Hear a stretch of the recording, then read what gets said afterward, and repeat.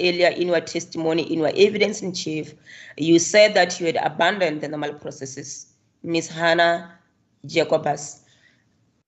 That is my yes, I did. No, that is why I say I'm not affirm with all the NGOs, only a certain number of those, and the ones that I've been assigned, the one that I've been assigned to, Advocate Hasim. Well, how many did you visit? Ms. Hannah Jacobus, 3. Advocate Hasim, 3. Intervened. All right. Ms. Hannah Jacobus again, I was assigned to 3. We were divided into different NGOs. Advocate Hasim, 3 out of the 27. Ms. Hannah Jacobus, yes, each one has a certain number. And Advocate Hasim went further to say which 3. So now, my lady, I'm going to proceed to page 28497. Is the next page after this one. Continue. Ms. Hannah Jacobus, Siva Serena, I think this was some typing error here. El Shaddai, Cullinan, Advocate Hasim. Cullinan is not an NGO. Ms. Hannah Jacobus, no, the ones that was on the Cullinan premises, Advocate Hasim, Anchor and Siabadinga, Ms. Hannah Jacobus, and the Cullinan Center, those 4. Advocate Hasim, okay, that is more than 3, and Ms. Hannah Jacobus, it is 4. Those 4 I forgot about Wupilong. From what I've just read now, Mrs. Jacobus, it is confirming that you were assigned, or rather, it was your testimony at the arbitration hearing that you were assigned, or rather you were put in charge of the 4 NGOs that I've just read there, El Shaddai, Wupilong, Siabadinga, and Anchor. Do you confirm that? Yes, Council.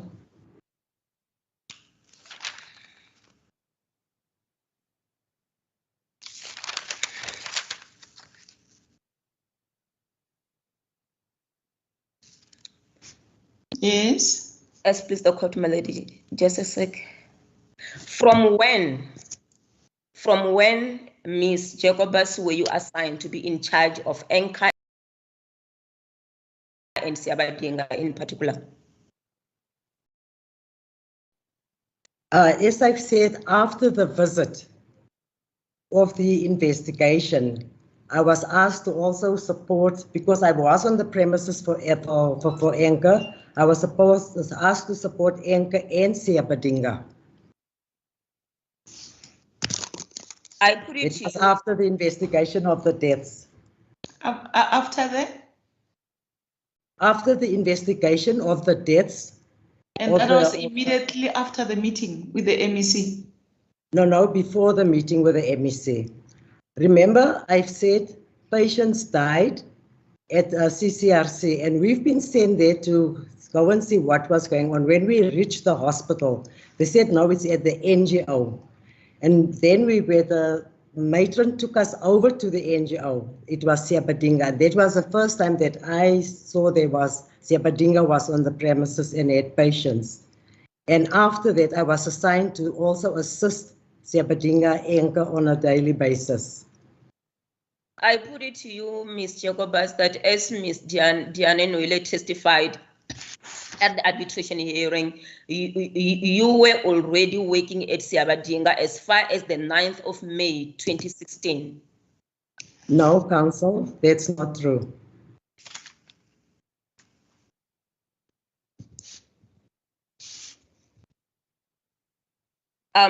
Just a second. Yes, please, the court, my lady.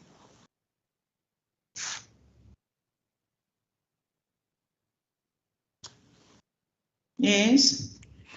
I'm going to refer you again, Ms. Jacobus, to page 25561. Page? 25, sorry, my lady, is 23561.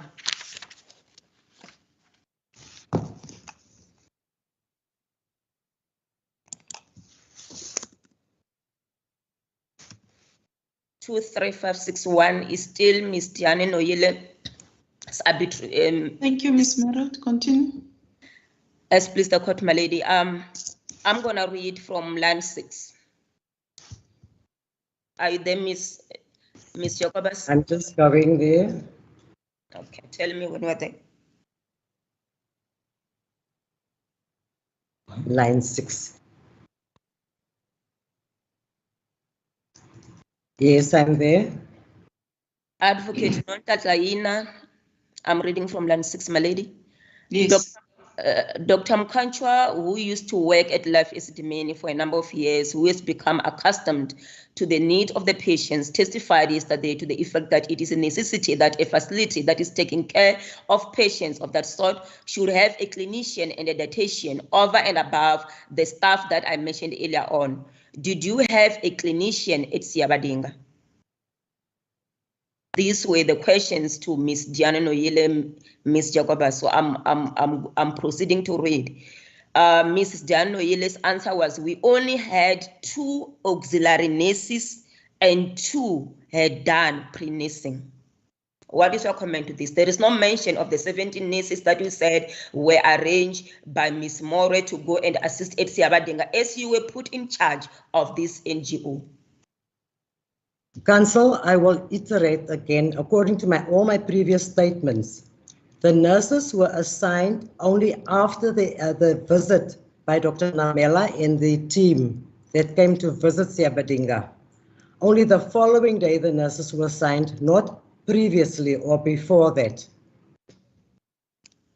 But Mrs. Jacobus, between the testimony at the arbitration hearing and the so-called 17 nurses that you are saying were dispatched to Siabadinga to help, which one came first?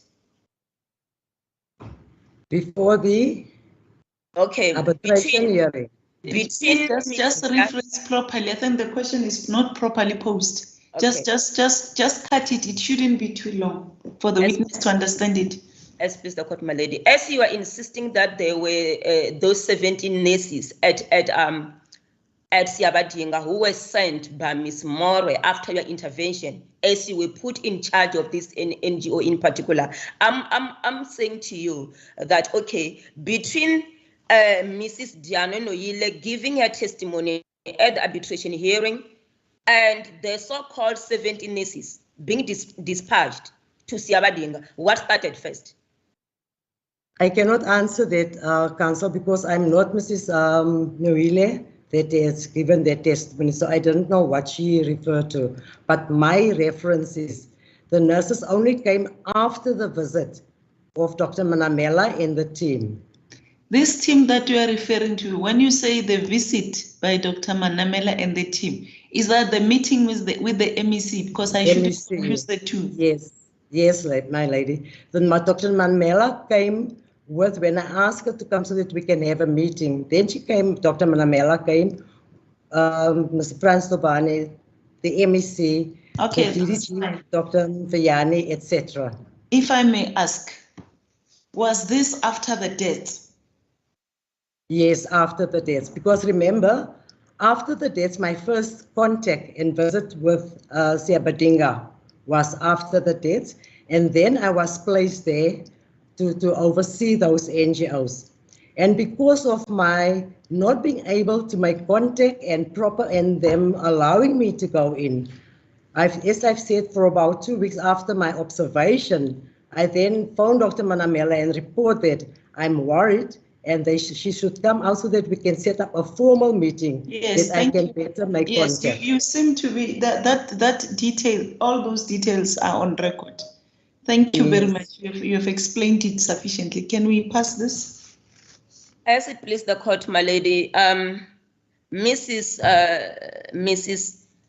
Jacobus, Mrs. Jacobus, I'm putting it to you that you did not actually do your job properly as far as assisting this NGO is concerned. Which one? Specifically Siabadinga? Yes, please the court, my lady. What is your comment to that? My comment is, Council, as I've said earlier on again, I couldn't do it because I wasn't allowed by the Siabadinga manager, which was, I couldn't see after that. She was always not present. I've made contact with her staff, the supervisor that was in front. I've tried to intervene and they wouldn't allow me in. And that is why with my discussion with Dr. Manamela was that I feel that I am, the staff, or my perception is they feel I'm an intruder and I'm there not for them but against them. And I didn't, as I'm saying, I didn't see the ward, I've never seen the patients, I couldn't go in, and that is why I called and says we should intervene urgently. So you agree to this?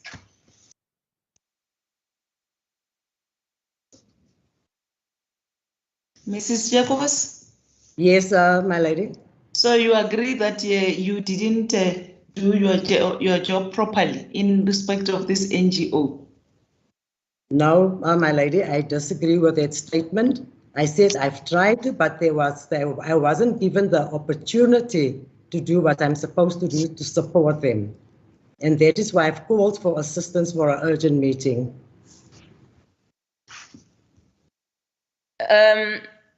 Just a second, Ms. Mgera. Yes, please, the court, my lady.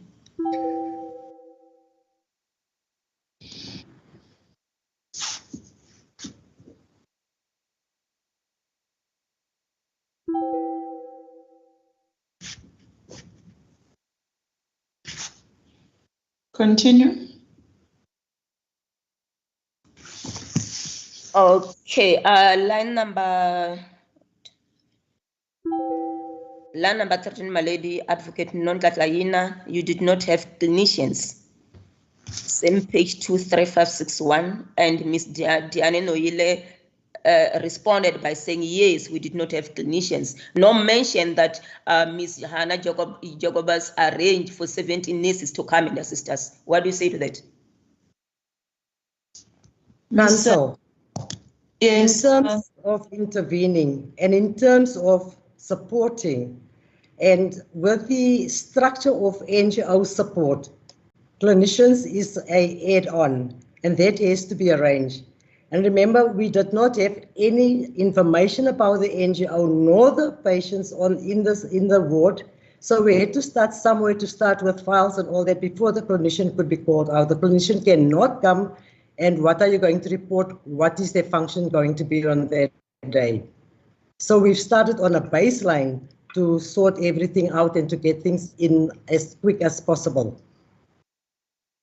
But if really you have assisted this NGO, why did all those people die then? Council, I will say again, I was sent to Cullinan Center Rehabilitation Center with the instruction that 7 people died at CCRC. Myself and Mr. Tobane went to the hospital side. When we got there, then the matron told us, no, it's not at the hospital, it's at the NGO. And she took us to the NGO, and that was my first contact with Mrs. Noile. Okay, and paragraph 15, Advocate Non-Katlayina, did you have a datation? Miss Diana Noile, no, we did not, ma'am. What is your comment to this? You were in charge of this NGO. Of course, I wasn't, ma'am, I can say again, determining what on the statement, I did not have any contact with the NGO prior to then.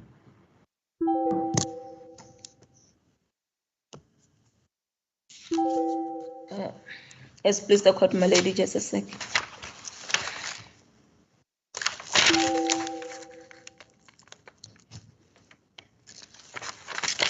Ms. Jacobus, you further testified yesterday under cross-examination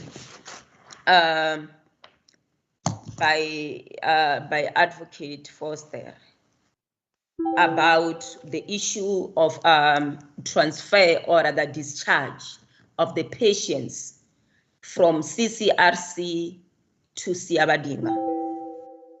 And during that cross-examination, you indicated that the CEO, you indicated that the CEO of Cullinan, Mrs. Nyato, refused to provide documentations to the NGOs, which is Anchor and Siabadinga, when patients were discharged to Anchor and Siabadinga. Do you still recall that? No, Council. That is not a true statement. But, okay, but that was your testimony yesterday. To make things easier for you, I'm going to refer you to your statement where you have explained. It's not necessary.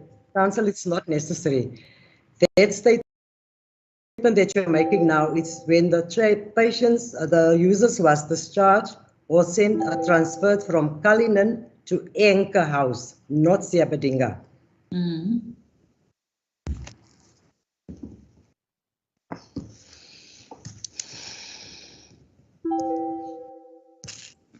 My apologies, my lady. She's right. It was when yes. we're being discharged to Anchor House. But in any event, I would like to make follow-up regarding the answer that you have given to Advocate Foster yesterday pertaining to this very issue when you said the CEO of Cullinan refused to provide documentation to when patients were being discharged to Anchor. My lady, Council, what I've been told by the CEO was that, and as you've heard further testimonies of all the other hospitals, they cannot paperwork files, but only discharge notes. And I wasn't aware of that because that was my first encounter of a transfer to an NGO during that period. And that is hospital property, but they will sort it out, and they will, because the discharge notes, as I've said, the medication, would come the following morning. And I followed that up, and it did, because the staff member that I approached said, yes, all the discharge notes and the medication was taken to Anchor House. Okay, I understand that, but do you confirm that to be your testimony of yesterday? Do you confirm that? Yes, it was my testimony. Okay, then in follow-up to that, what type of documents were they? Can you just be specific? What type of documents are we talking about here that the CEO of Cullinan did not provide to the two NGOs when the patients were being discharged to their facilities? According to my perception was that if the patients comes from Cullinan to the NGO, they would come with their medical records, and that is the Cullinan has a process of 2 sets of records available. Administrative records, which entails the legal documentation and admission and all that, and then you get a medical record that will contain the admission, the progress, everything concerns the patient. So I was referring to the medical record and asked the CEO to give us the medical records. Then she said she cannot give us that, but the discharge note and the medication will follow the following morning. And that is also what the matron promised, because it was quite late at night when the patients everything was sorted out, that the patients will be staying at the NGO. But did that happen? I followed that up the following morning. When I went over and when I asked this thing, it did happen. Okay. Let's not repeat the evidence. He has just said previously that that was followed just now before you asked her this very same question. I did not get it, my ladies. Thanks, Thanks, my lady. Let's go now to the issue of identity documents.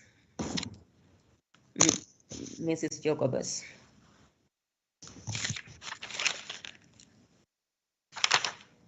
Do you know, as the person who was assigned to be in charge of these two NGOs, Anchor and Siabadinga, if these NGOs were also provided with ID documents for the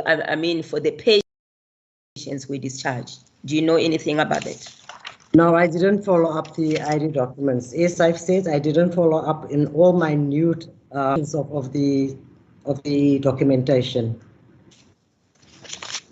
Okay.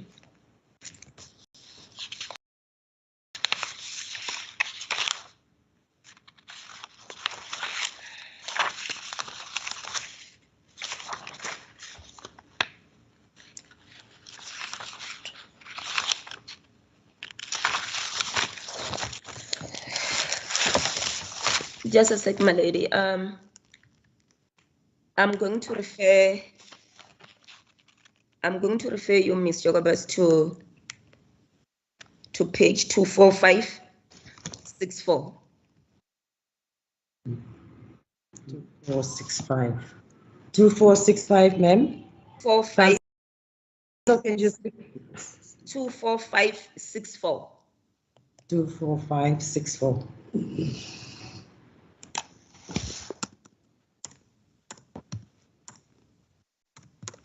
Yes, Council.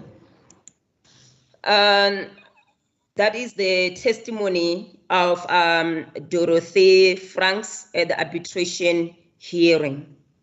Do you see that? Yes. I'm going to read from line 1.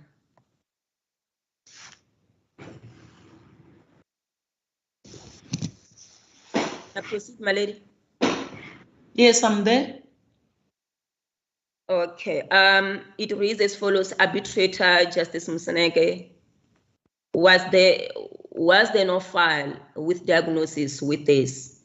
Dorothy Franks, no. And Arbitrator Justice Msaneke, no. Dorothy Franks, no. Arbitrator Justice Msaneke did this from where? From CRC to you. Dorothy Franks from CRC, yes, the CRC. Arbitrator Justice Msaneke, and there were no IDs in relation to all of them. Dorothy Franks, yes, Justice. And Arbitrator Justice Msaneke, how would we have known how to find their next of kin? Dorothy Franks, that was our problem. Any comment on that? She said there was no IDs for all the patients, and you were in charge of this NGO. Did you know about this? No, Council. Okay.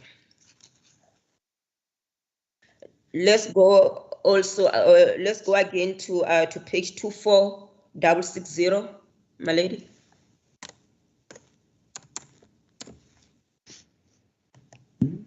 Four 46660.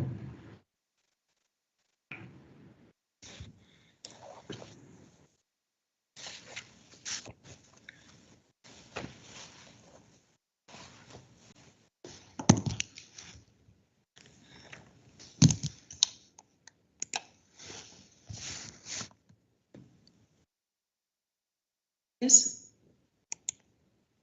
My lady, I'm gonna read from line 1 as well here.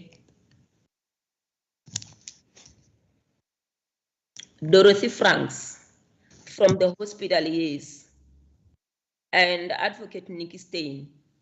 And did he improve after that? Dorothy Franks, just a little bit, then he goes down again, and because of the ID that night, the doctor does not want to keep him there, the hospital. Line number 5, Advocate Nikki Stein. What do you mean? Because of the ID?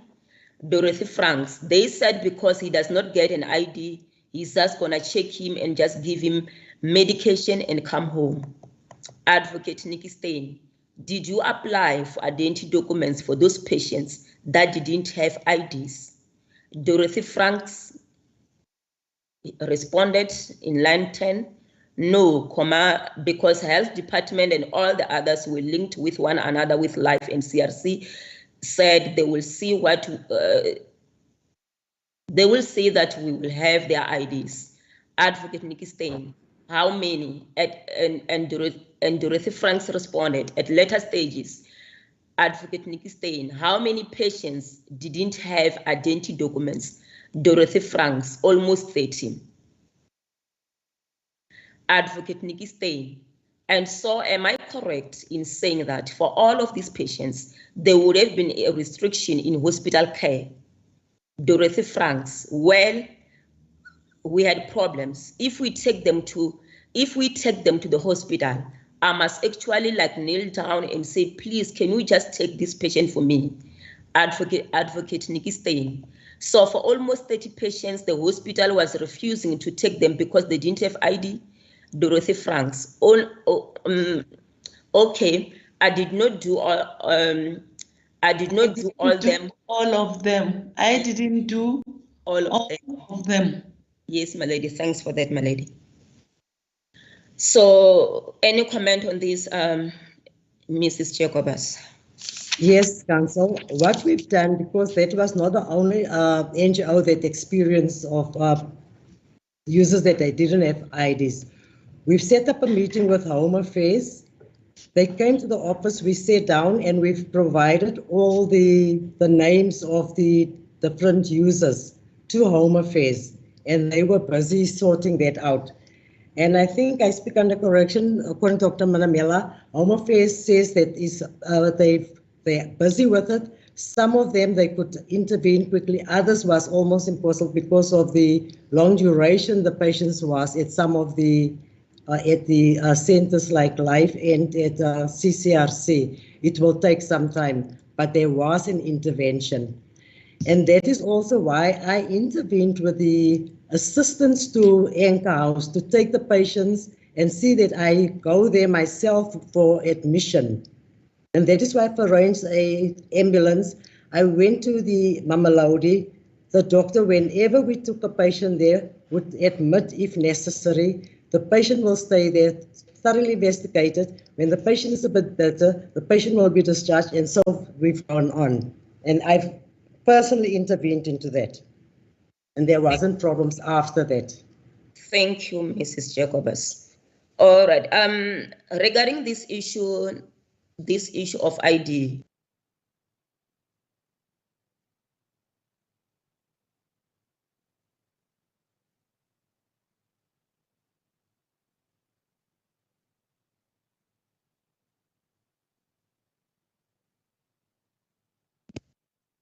Sorry, my lady, for that.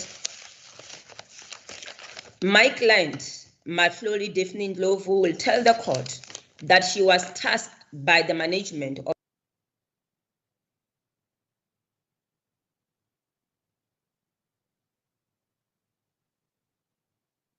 I don't know this thing. Sorry, my lady.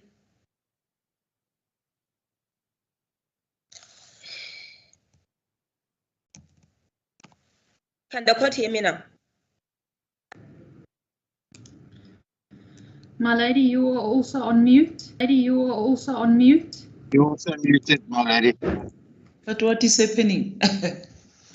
I didn't notice this. Thank you very much. Yes, continue, Ms. Mjerana. Thanks, my lady. I was just saying to you, Mrs. Jacobus, that regarding this issue of the ID, my client, Matloli Daphne Ndlovu, she will testify and tell this honorable court that she was tasked by the management of CCRC to provide Anchor and Siabadinga with the identity documents.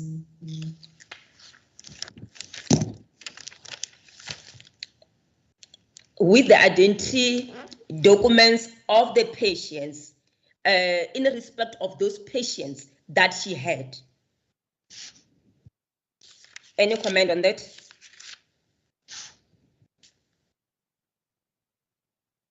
I can't hear you, Ms. Jacobus. I think you are on mute. Yes, she is on mute also. Please unmute yourself. Yes, continue. And now, can you hear me, ma'am? Yes. Yes.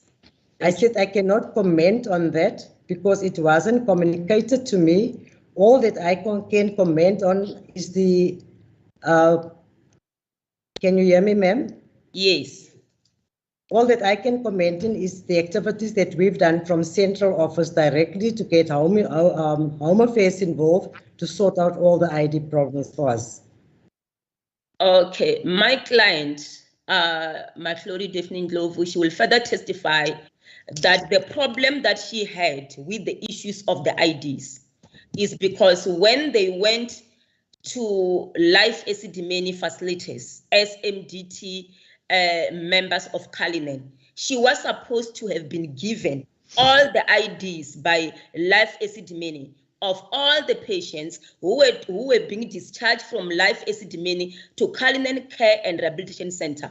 And unfortunately, she was not given all the IDs of all the patients who were discharged to Cullinan. Do you know anything about that, or rather, what is your comment to that? My comment is I have no knowledge of that, ma'am. Okay.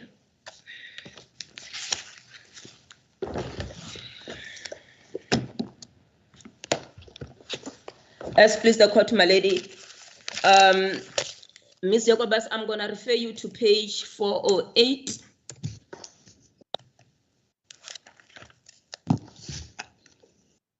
Is Rochelle Gordon's statement. Paragraph 6. Can you kindly read it? I'm there now. Can you okay. Can paragraph you, 6. Yes, can you please read paragraph 6, and when you are done, please let me know. Okay.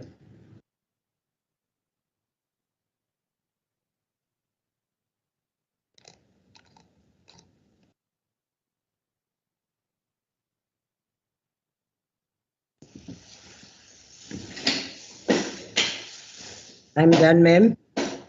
It's a long paragraph. Are you done already? Just look at it. Yes, ma'am. It's only 6, or must I read through Tsepong and all that? I just read the first paragraph. Yes, the first paragraph. Thanks. Okay, thank you. Thanks, Ms. Jacobus. And regarding that, my lady, I would like to bring it to the attention of this honorable court through this statement that according to Rochelle Gordon, in line number in line number 8 to 9, she said not all the patients were in possession of identity documents. These are the patients from life ESIDIMENI, my lady. And this is in corroboration of the testimony that my client is gonna come and give before this honorable court that she was not given all the identity documents by life ESIDIMENI of all the patients, my lady.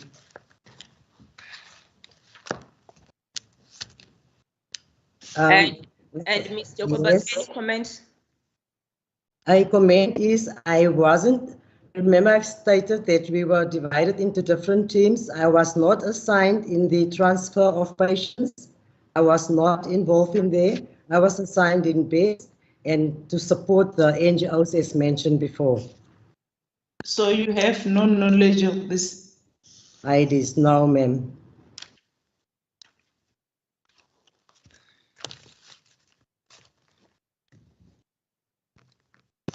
Yes, continue. As pleased, Honorable Court. Ms. Jacobus, as you were the person who were assigned to be in charge of these two NGOs, ENCA and SABC, I would like to put it to you that my client, Mahlori Daphne Ndlovu, will testify before this court that at the time when patients were discharged to SABC and ENCA, she also handed over the Sassa grant cards of this patient as instructed by management of CCRC to which the CEO, Mrs. Nyatlu, so that those two NGOs could continue to draw money from those Sassa grants and provide for the mental health patients under their care. Any comment to that?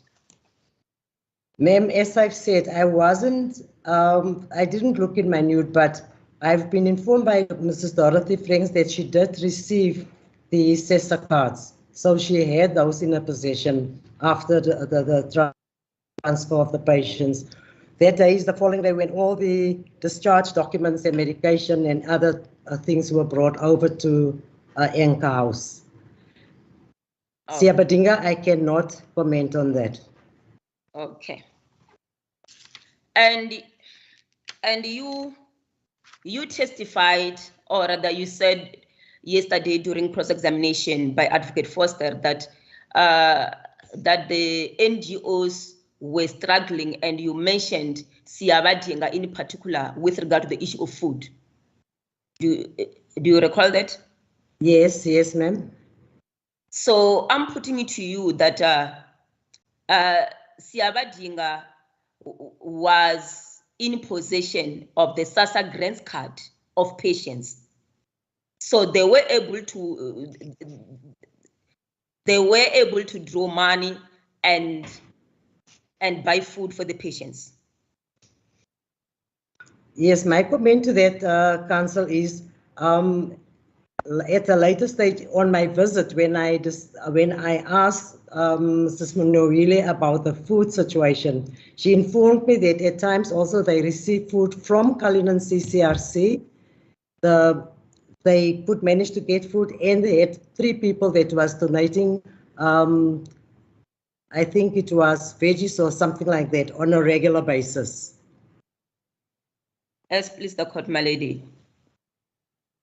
The issue of discharge, again, discharge, the process of the patients being discharged from CCRC to Cullinan Care, to the 2 NGOs, to Anchor and Siyabadinga. Sorry for that, my lady. During cross-examination yesterday by Advocate Foster, Ms. Jokobas, you said, or rather you were asked by Ms. Foster as to whose decision was it that patients should be discharged from Cullinan Care and Rehabilitation Center to Anchor and Siyabadinga. And your answer was, I do not know. Do you recall that? No, I think Ms. Foster's question was in general to the NGOs. At Cullinan, I cannot speak again on behalf of Siyabadinga, but the Anchor House specifically, because the manager was phoned by a person at CCRC, I think it was a matron, that patients would be coming. Mrs. Dorothy Frank informed me that she will be receiving patients. So I was then waiting there for the patients to come. When the patients came and I discussed with the matron, then she says the CEO says that they should bring the patients over. I've asked that the CEO should be contacted. It was long after hours. The CEO came to back to the hospital. We discussed it, and she says she was instructed to transfer the patients from CCRC to Anchor House because she would receive patients from Life ESIDIMENI the following morning. Ms. Jacobus, you are changing your testimony of yesterday. That's what happened. Okay, in any event, it is okay. But what we said yesterday is what I've earlier on put to you, that you said you do not know whose decision was it to touch patients from CCRC to Anchor and Siyabadinga. I'm going to pay you to page 28600. Let the witness wants to say something, please. Before you go there, I've said Anchor, I've got knowledge of. Siyabadinga, I have no knowledge whose decision it was and who transferred the patients there. Yes. I put to you that was never said yesterday. I'm going to refer you to page 28600. 28600.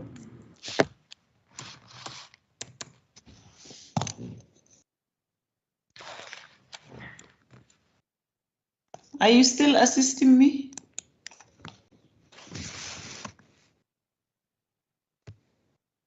Miss Margaret? 28600. Yes, my lady. I'm trying, my lady doesn't want to assist the court to the correct page. As soon No, as I got it. Thank you. You have directed me. Thank you.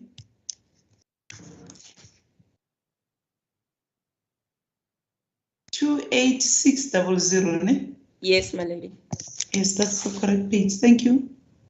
I'm going to start from line 2. Advocate Adela Hasim. That is not correct. Can we check if the witness has got the page? Yes, ma'am. Okay, thank you. Advocate Adila Hassim, that is not correct. I'm going to put it to you that that is not true. You were responsible for moving patients from Cullinan to Anchor and Siabadinga. Is that not so? This is your testimony, Ms. Yakobas, at the arbitration hearing. So it was being put to you here that you were responsible for moving patients from Cullinan to Anchor and Siabadinga. And you responded here in line 5, Ms. Hannah Jacobus, no, madam, I was not responsible to remove patients from Cullinan to Siabadinga. And Advocate Adila Hassim, and to Anchor, Ms. Hannah Jacobus. No, madam, I was not removing any patients to any NGO. Line 10, Advocate Adila Hassim. So then Dr. Manamela's testimony was that you called her to inform her that patients will be transferred from Cullinan to Anchor House because of the shortage of space, that she agreed with your plan. What do you say to that? That is to Anchor House, yes. You responded here, you said, yes, madam, I called Dr. Manamela. Can I explain justice? Advocate Adila Hassim, yes. Ms. Hannah Jacobus, with the transfer of patients from Cullinan to Anchor, when the patients was transferred, it was a lot of patients. My lady, I'm proceeding to the next page. Yes, continue. We can hear as you are reading, yes. A lot of patients that will overcrowd the ward. So I dealt with it with the managers and with the CEO. And they said there is nothing they can do. So I called Dr. Manamela to alert her on this. Advocate Adila Hassim, sorry, Ms. Hannah Yakobas. It was more than what the capacity of the ward could take when Dr. Manamela said we will sort it out. Advocate Adila Hassim. So you did transfer patients from Cullinan. Ms. Hannah Jacobus, I did not transfer the patients were transferred by the CEO to Anchor.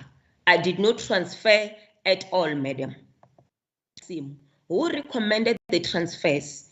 Ms. Hannah Jacobus. According, as I'm saying, Dr. Manamela was, according to all the discussions that we had afterwards, Dr. Manamela was responsible for informing people where the patients should be transferred to. I'm still proceeding a little bit, my lady. Yes.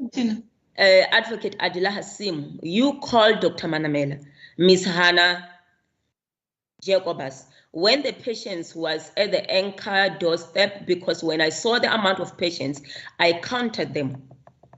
When I look at the bedding, I said, but this is not. It cannot be sort of accepted. So I went. The managers were still there that brought the patients over. So I asked them to take the other patients back, and they said they were instructed they are not going to do that. So I insist to have the CEO. The CEO was gone already. It was late at night. So and there was an interjection there. Arbitrator Justice Musaneke, from where were the patients brought there? Ms. Hannah Jacobus, from Cullinan Justice. So when the CEO came, she came in from home and she said she was instructed by Dr. Manamela to make way for other patients to come to Cullinan. So she must just leave the patients there. Advocate Adila Hassim. So it was Manamela's instruction, Dr. Manamela's instruction. You are saying, I'm finishing, my lady. Ms. Hannah Jacobus, yes, madam. Advocate Adila Hassim. So when she says that you called her to inform her that there will be patients transferred from Cullinan to Anchor because of the shortage of space at Cullinan, she was lying. My lady, the reason why I'm reading this sort of like many pages, I don't want to leave something out. Yes, continue. It's making sense. Continue. Yes, please, the court, my lady. And I'm proceeding to page 28603, which will be my last page, and regarding this issue. Ms. Hannah Jacobus, madam, can I just explain again, counsel? I did not phone Arbitrator Justice Musaneke. let us answer the question first. Ms. Hannah Jacobus, no. Arbitrator Justice Musaneke, then can you explain? Ms. Hannah Jacobus, I did not call her. Advocate Adila Hasim, you did not call her. Ms. Hannah Jacobus responded and told her about the transfer because there was an interjection there again. Line 10, Advocate Adila Hasim, you did not. Ms. Hannah Jacobus, no, I called her when the patient was already transferred and at income. Advocate Adila Hasim, now who transferred them? Had they been discharged according to doctor's orders? Line 15, Ms. Hannah Jacobus, I do not know how the patients was discharged, but they were coming from Cullinan Center. Ms. Jacobus, can you then clarify this court today in line of all the confusions there, inconsistencies there in the arbitration record regarding who actually made the decision that the patients should be moved from CCRC to Anchor and Siabadinga? Counsel, my recollection again, I don't know who made the decision, but my interaction and support and participation in this process was when the Anchor House manager informed me that she will be receiving patients. And remember at that stage her ward was still empty from Cullinan. So then I asked her, I wasn't on the premises then, I asked her what time will the patients be coming? She says she doesn't know. So I said to her, as soon as we finish where we were, I'll come over. I went over. When I got there, the patients was not yet there. When the patients came over, it was it was about 3 or 4 staff members that was accompanying the patients. Then I asked them, because as I've said in previous statements, I asked them, but Anchor House supposed to care for children and adolescents. Can't they take back the adult patients and exchange them the following morning with children? Can't they take the patients back? Then they answered me and says, no, they cannot. They were instructed to bring the patients. So I said, I'm going to speak to the CEO. They should just wait a minute. When I was about to walk over to Cullinan, to the hospital side, they told me that the CEO's already gone home. She's not there. Remember, this was long after hours. This is my statement, ma'am. You've asked for my statement. No, but you are not answering my question. I have to help you. You are not answering my question, ma'am. My question is, from what I've just read, I'm hoping that as I'm reading your testimony at the arbitration record, Ms. Jacobus, is helping you to refresh your memory. So I'm saying to you that from your arbitration testimony, it is not actually clear who, according to you, made the decision that patients should be transferred from CCRC to Anchor and to Siabadinga. So I'm saying in line with what I've just read to you, as I've helped you to refresh your memory, who then has made the decision to discharge patients from CCRC to Anchor and Siabadinga, despite you having testified yesterday that you don't know who made such decision? So can you help Do you know, number 1, 2, just explain to us what was the reason for you to call Dr. Manamela, and what was happening at the time? Where were the patients? Were they already transferred or not? That is the crux of what is appearing in that record. Okay, my lady. Please just, we don't want a long explanation. Just explain to us as to these 3 questions. Yes. Who made the decision to transfer the patients? I cannot say that, ma'am. I have no recollection or discussion with that. I did not, as I've said, if you see with Mrs. Advocate Hassam, I've said I didn't call Dr. Manamela. I called the CEO to discuss the transfer of the patients. As please the court, my lady, I'm going to refer this honorable court and the witness as well and colleagues as well to page 30813, which is which is under exhibit ELA 64. Under exhibit? ELA 64, but it's page 30813. The specific page that I'm gonna deal with now is page 30813.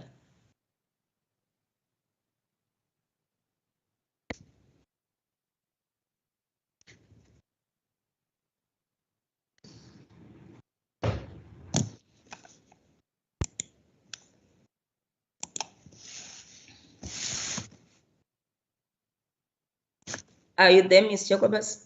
Yes, Council. Yes, I'm also there. Yes, please, the court, my lady. I'm gonna read this document into the record, and from there, I'm gonna ask Ms. Jacobus to comment. Yes, Yes, please, the court, my lady. This is an MHCA 3 form.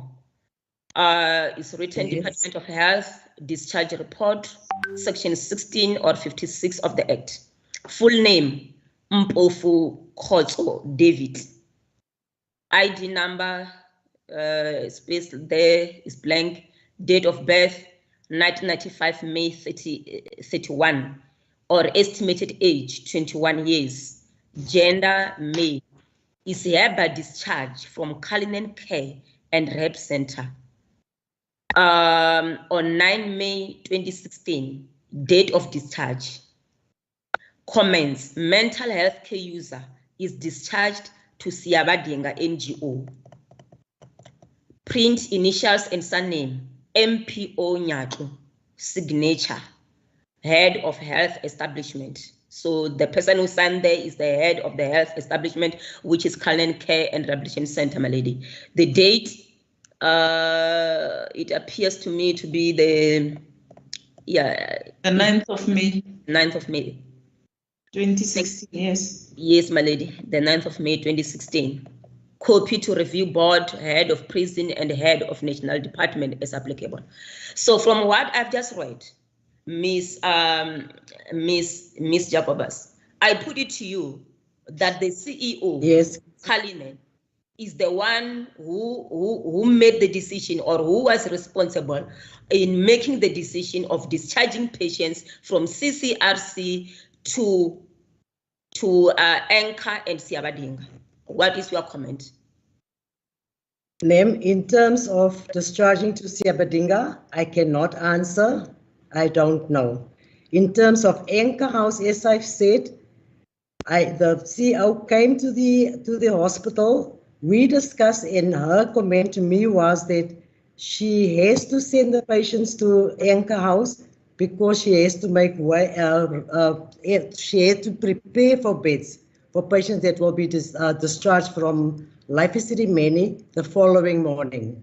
So, do you agree with me that the CEO was responsible, or rather was the one who took the decision to discharge patients from CCRC to Anchor? Do you agree? No, ma'am, I don't agree. What we see here, this particular patient, we shouldn't put words into the witness mouth. This particular patient, according to this discharge report, it only talks about Siabadinga. Yes, my lady, but the witness herself said the CEO told her that she is going to discharge patients from CCRC to Anchor because she's expecting patients from Life ESIDIMENI, and that is what actually happened. So that is why I'm making follow up to her, my lady, to say that, am I correct? Yes, my lady, that with regard to Anchor as well, despite the fact that the document that I've referred the witness to in the Honorable Court is only speaking about Siabadinga. So, but regarding what you have just said, Ms. Jacobus, before this court, that the CEO told you that she's discharging patient to Anchor, do you agree with me that she's the one who took that decision? No, Council, you must listen properly. My answer to you was that when I called the CEO to come back to the hospital, in our discussion, she said to me... Oh, just a second. What is happening, Mr. Chawangu? As a court basis, my lady, I think my system is misbehaving. I wanted to object, but I think it's a technical issue.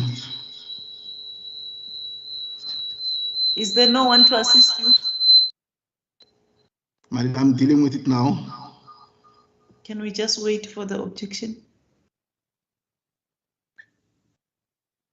Yes, my lady, as you wait for the objection, can I just raise an issue with what the witness has just said to me? I think I'm right now, my lady. There's a court, please. Okay, continue. My lady, the witness said to me that I must listen. So I don't think as an officer of the court, it's a good language for her to talk to me like that. I didn't pick that up because there was this interruption. Yeah. Oh, yes. Yeah, she said so. So it is not a good language for her to use it to me as an officer of the court who is helping this court in this proceeding. So she must treat me with respect, as please the court, my lady. Okay, thank you very much. You please be mindful of your language. Even yourself, don't get emotional when you cross-examine the witness. I mean, you start yourself, and then the next thing, when the response comes, then it becomes a problem. Please learn to respect both of us, both of you. Learn to respect each other. Mrs. Jacobs. Yes, just mind your language when you speak to counsel, please. Thank you. Sorry, my lady, but I thought maybe I would just want to. Yes, but it was not. I mean, the way I understood it, it was not inappropriate. You were polite, but I'm just saying, just be careful with the language that you use. That's why I'm saying, Ms. Njerera must also cool down, calm down. Okay, Mr. Cancel what I've said earlier on. You want to finish that before Mr. I think there was an objection to this. That's why I'm allowing Mr. Shabangu to deal with it first. Can I proceed, ma'am? No, wait for Mr. Shabangu. Yes, there is an objection. Okay. It could be an objection to that particular question that you are trying to answer. All right, thank you, Mr. Shabangu. As a court, please, my lady, I object, my lady, to the line of questioning by my colleague in respect of the answer that who was responsible in discharging the patient from Cullinan to Anchor and Sebadinga. This witness has already mentioned several times that the CEO was instructed by Dr. Manamela, my lady. So I object to the issue that my learned colleague put to the witness that is it the CEO? It was the decision of the CEO based only on the discharge form, my lady. Yes, Ms. Njerera. And as please the court, my lady, I don't understand the basis of my learned colleague subjection number one. The form that I have read into the record is very much clear as to who authorized the discharge of the patient. Yes. From CCRC to Siabadinga. There is no dispute about that, and my learned colleague just have to accept that his client's signature is there. She was the head of the establishment. She's the one who authorized the discharge of patient from CCRC to Siabadinga. So regarding the issue of the witness of me maybe persisting with asking Mrs. Jacobs as to who made the decision to move patients from CCRC to Anchor. It is because of what is contained in your testimony at the arbitration. Okay. She mentioned in the arbitration she mentioned that the person who ordered the discharge, it was Mrs. Nyado. When she was being cross-examined further, she changed and she said it was Dr. Manamela. When she was being cross-examined further, she was sort of like going up and down, changing and changing and changing. So I was trying to help her to say that with this form now and with what is contained in the arbitration record, who can you say before this court was the person who made the decision to discharge patients from CCRC to Anchor and Siabadinga? So I don't understand why my learned colleague have to object about this, because it is something which is on record already. The witness has already said it already that it was the CEO who told her that she will be discharging patients to Anchor And with regard to Siabadinga, we are having a form here, so I don't understand where my learned colleague is raising an Mr. objection. Shabangu. As the court pleases, my lady, the issue is the current witness has testified that the CEO mentioned that she was instructed by Dr. Manamela. And now, yes, we have a discharge form. The decision to discharge is from whom? We were not sure. My little colleague can elaborate if whether the CEO was instructed or not to discharge. That's the crux of the matter. Thank you. Please, my lady. Can the witness answer the question? Thank you. Ma'am, can I just clarify to Yes, counsel? I want you to clarify what was read to you also. I want to just this report that's in front of me, in the discharge report. Come again? The discharge report. Yes. The discharge report will be signed off by an instructive person within that institution to complete and finalize that report. Yes. And it will not say that that person is responsible of transferring a person. Meaning, the report was signed by Dr. Wadvala, and it won't say that she made the decision to send the patients out. So the discharge report is different from transferring patients from one institution to another. So does that mean that now we have got this discharge form? It was signed by Mrs. Nyaku. Are you saying she's not the one who authorized the transfer? No, ma'am, I cannot say that. I'm just explaining about the transfer. From the example that you have given for the court to understand. I mean, you have seen the report. Yes. And it is clear from the report that the signature there on the discharge form is the signature of the CEO of CCRC, Mrs. Nyaku. And it is the transfer of this particular patient, Mr. Mpofu, from the CCRC to Siabadinga. And then in that case... So what are you trying to imply from what you explained to the court? Are you saying the person whose signature appears there cannot be said to be the person who is responsible for authorizing the transfer of that particular person? Or maybe the court doesn't understand you. Just clarify this. Yes, that is in general, ma'am, what I'm saying. If you take a life ESIDIMENI discharge report, it wasn't signed off by the CEO, it was signed by the presenting Dr. Wadvala. So my explanation to this is I don't know what the actions and responsibilities at CCRC is, because each hospital has their own set of protocols in terms of what happens when. So that is what I'm trying to bring over here. So you can't say as to what you can't comment on this particular one to say that means automatically that that particular person who signed is the one who authorized the transfer. Yes, ma'am, I cannot. Because of what you explained, the difference between life ESIDIMENI and CCRC. Yes, ma'am. Thank you very much. On that note, I see it's 23 minutes past 11. Can we take the tea adjournment? And then we will resume at 22. Quarter to 11. Quarter to 12. The witness is warned. Thank you very much. Yes, thank you, ma'am.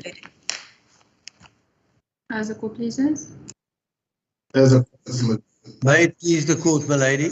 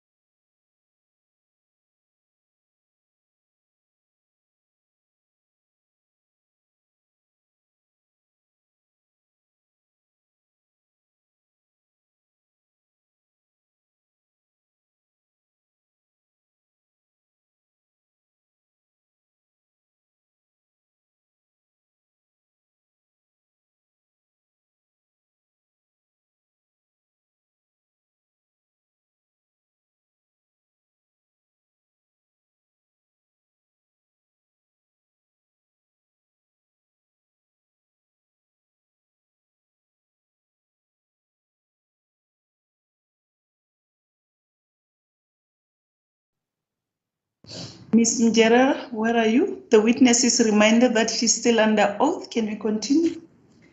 Yes, please, the court, my lady. This has been clarified. Can you please continue? Yes, please, the court, my lady.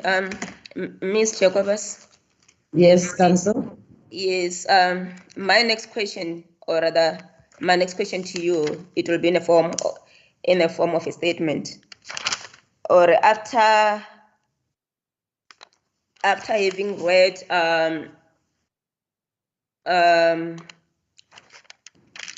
after having read the discharge form of Mr. David Mpofu.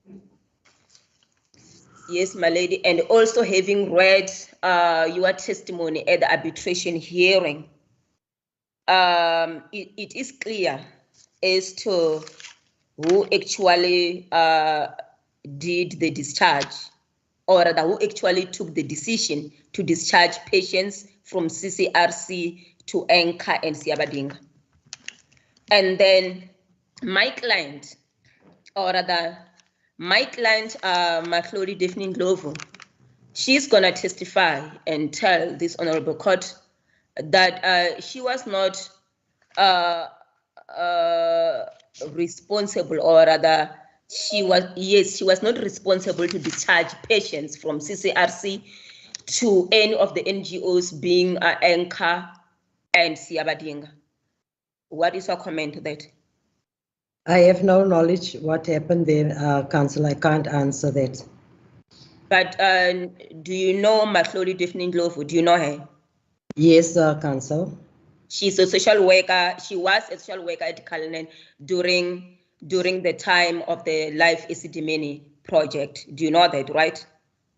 Yes, Counsel. And that as a social worker, discharging patients, it will be beyond the scope of your duties and responsibilities. Do you agree with me?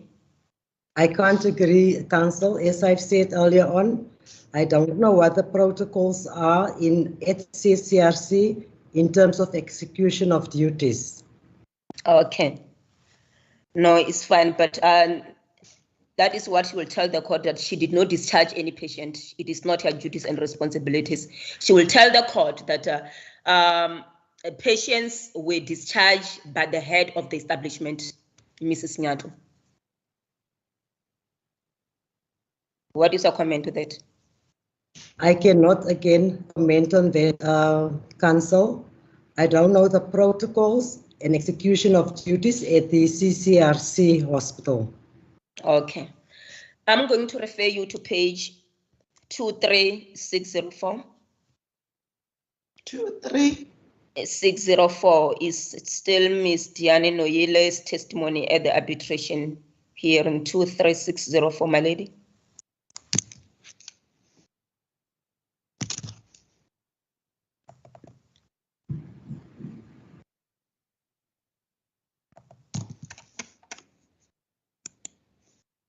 I'm going to read from line 5. Yes, Counsel. Arbitrator Justice Musaneke, but who permitted you, sorry, Counsel? Who gave you the authority to take the patients into your custody? How did that happen? Who said I authorize you to look after these patients? This was Justice Musaneke to Ms. Diane Noyile, and Ms. Diane Noyile responded, Justice, to be honest, I will not say somebody just came and said you are authorized to take care of the patients. I remember that the patients were transferred to us by the hospital, and that was made. Interjection there. Arbitrator Justice Musaneke, who transferred the patients?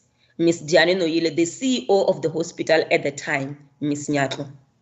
And that was made known by Ms. Nyatlu to Dr. Manamela and Ms. Hannah Jacobus. Hence, they came into the organization a number of times, even when we were having the patients already, and I remember. What is your comment?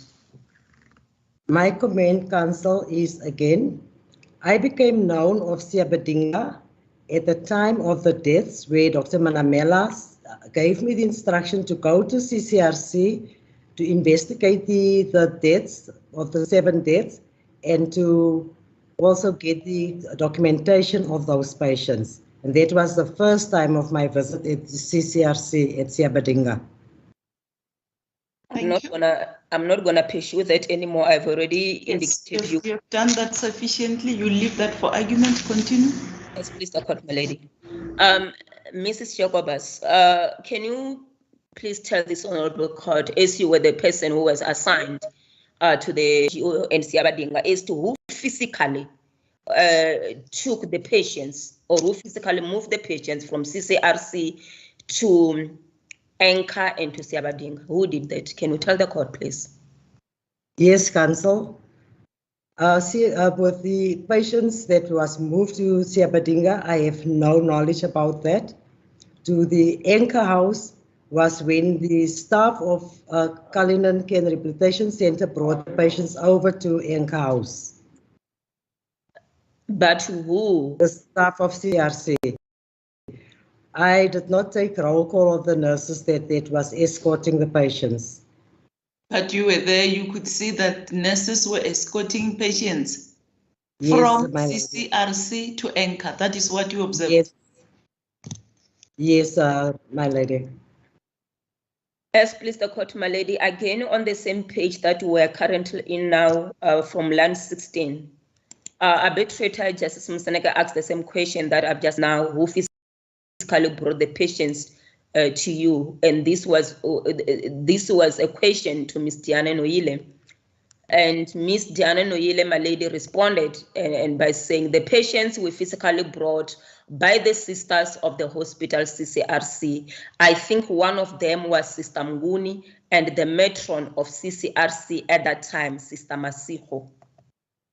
What's your comment to this? My comment, Counsel.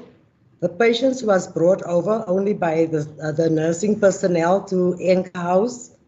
The matron wasn't on the premises at that stage, and I've asked the chief matron to contact the CEO to come back to the hospital so that we could discuss the patients that were sent to Anchor. The matron, the CEO came back, and we had the discussion as stated earlier on. I'm talking about the testimony of Ms. Diane Noile, the Chief Executive Officer, as you call herself, of Siabadinga. At Siabadinga, this is what happened according to the lady who was in charge there, that patients were brought to her by sisters of the hospital CCRC.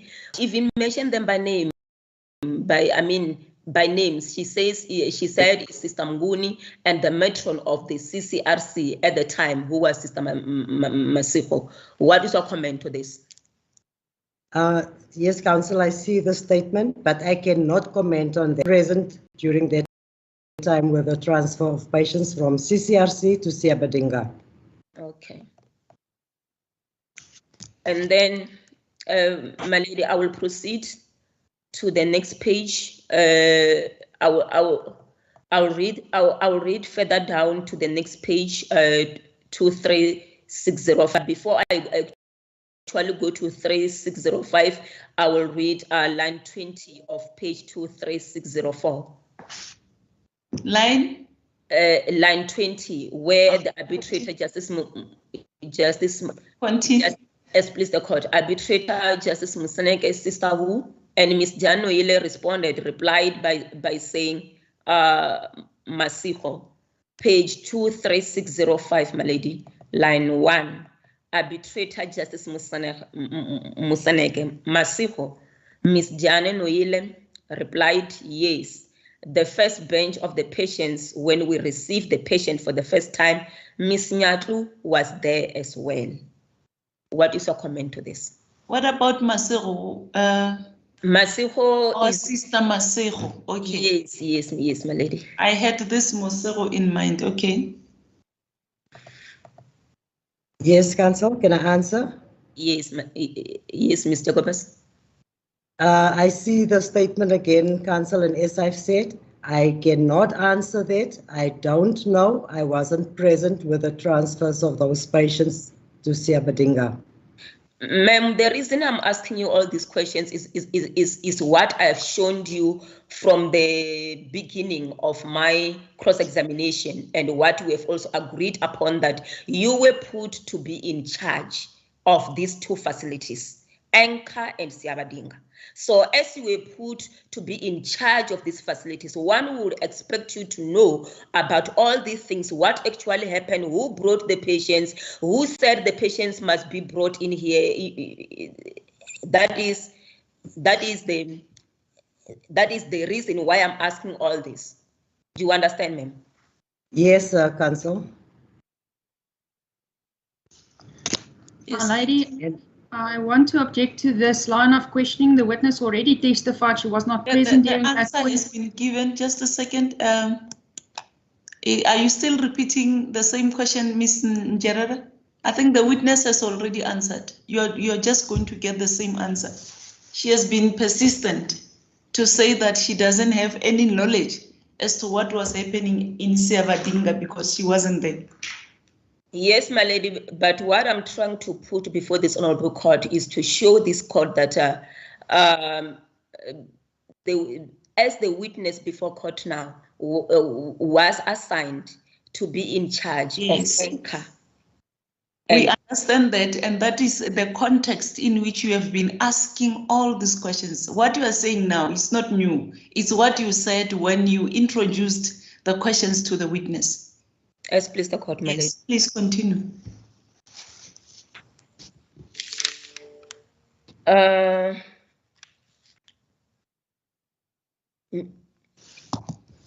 Mrs. Jacobus, even regarding this aspect, it is my client's instruction, definitely that she was not involved as well in physically moving the patients from CCRC, despite her working the social worker, to either Anchor or Siabadinga.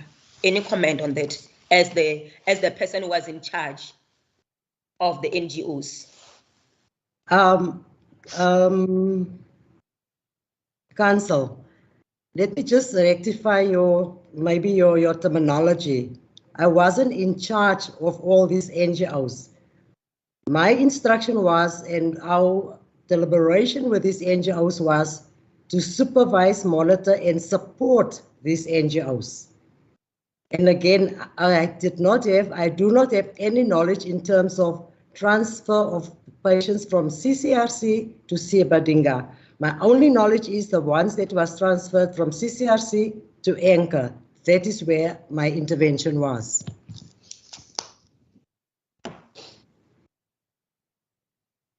Continue. Oh, yes, please, the court, my lady. I'm going to refer you, Miss Jacobus, to page 286-25. Is your testimony at the arbitration hearing?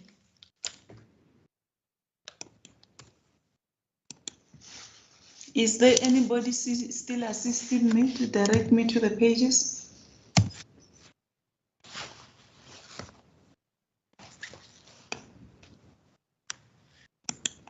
Thank you. It's done already. Thank you, Sasha. Yes. Is the witness there already? Yeah, yes, my lady.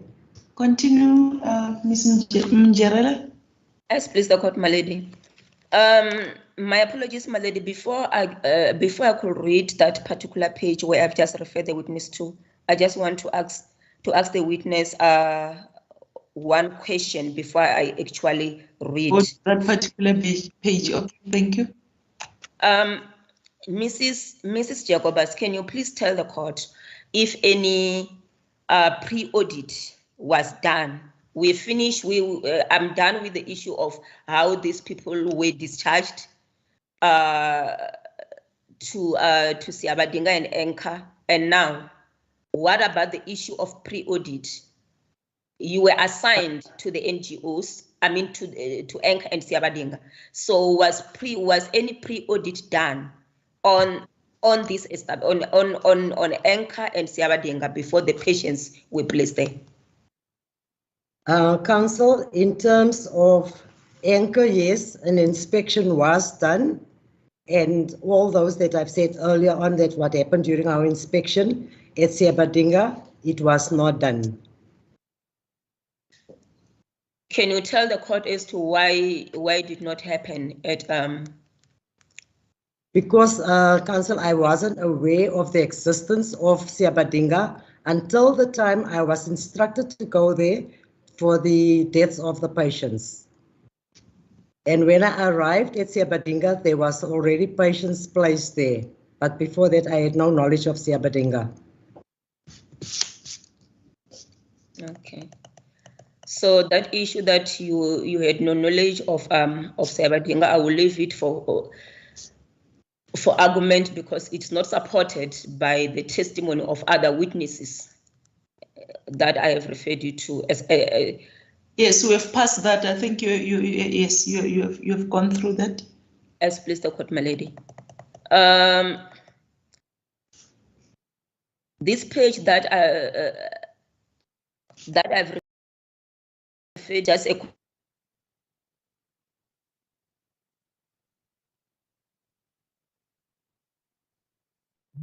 this page, my lady, into the record. Yes, you can. Yes, please the court, my lady. Line 1, advocate. Sorry, my lady, just a second. Advocate Adila Hassim, you say she was lying when she said so, Miss Hannah Jacobus. Yes, counsel, yes. And Advocate Adila Hassim, and did you tell Miss Noila that there was a lot of time pressure and that the irregular license and the subsidies and so on will be sorted out later? Miss Hannah Jacobus, no, counsel. Advocate Adila Hassim, and it is correct that there was no audit of Siabadinga before patients were moved there. Miss Hannah Jacobus, yes. Advocate Adila Hassim, is that so? Miss Hannah Jacobus, yes, counsel. Advocate Adila Hassim, and there were no doctors or professional nurses at Siabadinga, is that not so? Yes, counsel. Advocate Adila Hassim, in fact, there was not a single staff member at Siabadinga qualified to care for mental health users. Is that not so? Yes, counsel. Advocate Adila Hassim, is it also correct that medicine was being dispensed by auxiliary nurses who were not permitted to dispense? Yes, that was my observation, yes. And while you knew all of this page 28626, my lady, and while you knew all of this, you still transferred further patient from Life ESIDIMENI to Siabadinga. Then you responded by saying, I'm not aware of patients being transferred to Siabadinga Medium from Life. I'm not aware of that. From Life, did you want to say Life ESIDIMENI? Oh, yes, my lady. Okay, should it be taken as such? Yes, my lady. Okay, continue. Yes, and then Advocate Adila Hassim, from Cullinan to Siabadinga in order to make space for Life ESIDIMENI patients. Yes. Miss Hannah Jacobus, yes, previously I only heard about a few patients afterwards that was instructed by Dr. Manamela to be sent to Siabadinga. Okay. Mrs. Jacobus, from your testimony here at the arbitration hearing, I would like you to comment on a few aspects. Number one, I would like you to comment on the issue of the license of Siabadinga. Yes, ma'am. We have spoken about the issue of the audit. We have agreed that there was no audit done for Siabadinga. And then what about the issue of the license? There was no license for Siabadinga, ma'am. And where was that so? According to my knowledge at that time, the person that was prepared for after the best copies meeting, the Sterpentin meeting, It was a Mr. Wagner that was supposed to open up a service on CS. Mr. Wagner. Wagner. CSR Wagner. W-A-G-N-E-R. G-N-E-R. Okay. And at the time of me going to Siabadinga in terms of the deaths, I was, when the matron took us over to the NGO, I thought we would find a Mr. Wagner. When we came there, I was introduced by the by Mrs. Newley, and I've asked her where the manager is, Mr. Wagner. Then she told me that there's no Mr. Wagner. She is the manager, and she introduced herself. So with the inspections, and remember the inspections were done for all the prospective NGOs, and that was previously, it was for Life Disciples, Mr. Wagner. That was the license that was made out, not for Siabadinga. Okay. And then under line 13, it is indicated here, it is indicated here, sorry, my lady, for that. I'm going very sorry. Advocate Adela Hassim, and there were no doctors or professional nurses at Siabadinga. Is that not so? Yes, Council. What is your comment to this, Mrs. Jacobus, taking into account what we have told this court earlier? I remember when I went for the deaths to investigate that, I was asking all those questions to Ms. Norile, which she told me there was no professional staff on the premises, only the auxiliary nurses. And then she had admin staff and care workers. Yes. Yeah, but I will ask you the same question that I asked you earlier, Ore. What started first between Mrs. Noile testifying at the arbitration hearing and also this issue of them not having doctors and professional nurses? Can you just repeat your question again, Council? Sorry. Let me. No, you can just repeat. I didn't hear properly what you've asked. Okay, I said I will ask you the question that I asked you earlier to say that between Ms. Noile testifying at the arbitration hearing and her not having professional staff, what started first? What? What started? I didn't. This is a question that was asked previously. Miss Merritt, let me hear. My lady, also, I do not understand the question. Surely the nursing staff would have come before the evidence that was heard in the arbitration. It's not clear. The question is not clear. Can you please rephrase, Miss Mjerada? Yes, please, the court, my lady. Mrs. Jacobus, you testified at the arbitration hearing that there were no doctors or professional nurses at Siabadinga. Do you agree? Yes, ma'am. But earlier you said you had arranged 17, you have arranged with Ms. More for 17 nurses. I'm sort of like showing you here that even in your own testimony at the arbitration hearing, that aspect of you having communicated with Ms. More to bring nurses to help at Siabadinga is not there because it did not happen. Council, maybe I wasn't clear enough. What I've said was my first interception with Siabadinga was to go and investigate the deaths. Then I was placed at Siabadinga and Cullinan to monitor and support these two NGOs. And as my testimony that I've said earlier on, because of my not being able to support Siabadinga, then I realized that the communication and the attitude of nurses, I felt like a threat to them. And then I found Dr. Manamela and I said, I'm worried and we cannot go on like this. She must please come. I'll set up a meeting, or she must set up a meeting so that we can support the NGO. Then Dr. Manamela came with a team. And it was only after that that the nurses was provided to Siabadinga to assist. When I explained to Mrs. More, she must send enough nurses so that we can start on a baseline with assessment files and everything for the NGO. So this investigation that you are talking about, where you were told by Ms. Nodile that they didn't have any supporting structure, the nurses, whoever was, Yes. Yes.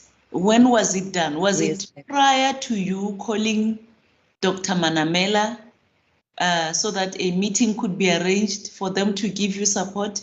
Or Yes, when ma'am. okay, and then all these arrangements only came in after you had that information? Yes, ma'am. Okay, thank you very much. Ms. Mjerere? Yes, please, the court, my lady. But the point I'm trying to make before court, though it is a legal of a it's a legal of repetition, is that Ms. Jacobus, in your testimony at the arbitration hearing, you make no mention of the assistance that you have provided to this NGO. You have testified here, you are telling Judge Musaneke of the problems that were at the NGO. But I'm not hearing you here, or rather reading it here, with you testifying that yes, there were no doctors or professional nurses at Siabadinga, but this is what I have done to fix the problem. Ma'am, I don't know how to answer that. And remember, in terms of answering similar like this court, I was asked to just answer what is being asked for. Okay, I will leave it for arguments, my lady. Can you please tell this honorable court as to how much was the capacity of Siabadinga? I have no knowledge about that prior to that, ma'am. But you were assigned to this NGO. How were you helping this NGO if you didn't even know the capacity? Council, as I've said, supposed to have. I tried to intervene at Siabadinga. I wasn't allowed to go into the ward. I did not see any paperwork. I did not see any patient files. I had nothing in the hand of Siabadinga. That is why I cannot answer that. But are you not saying after the meeting with the MEC, then you were given support to assist? Yes, my lady. So this question of capacity, can't it be answered with relevance to the time you started getting cooperation? I can roughly more or less, but I can't say for certain. There were, I think, 28 patients in that ward, and they had 7 patients in another ward further down the passage.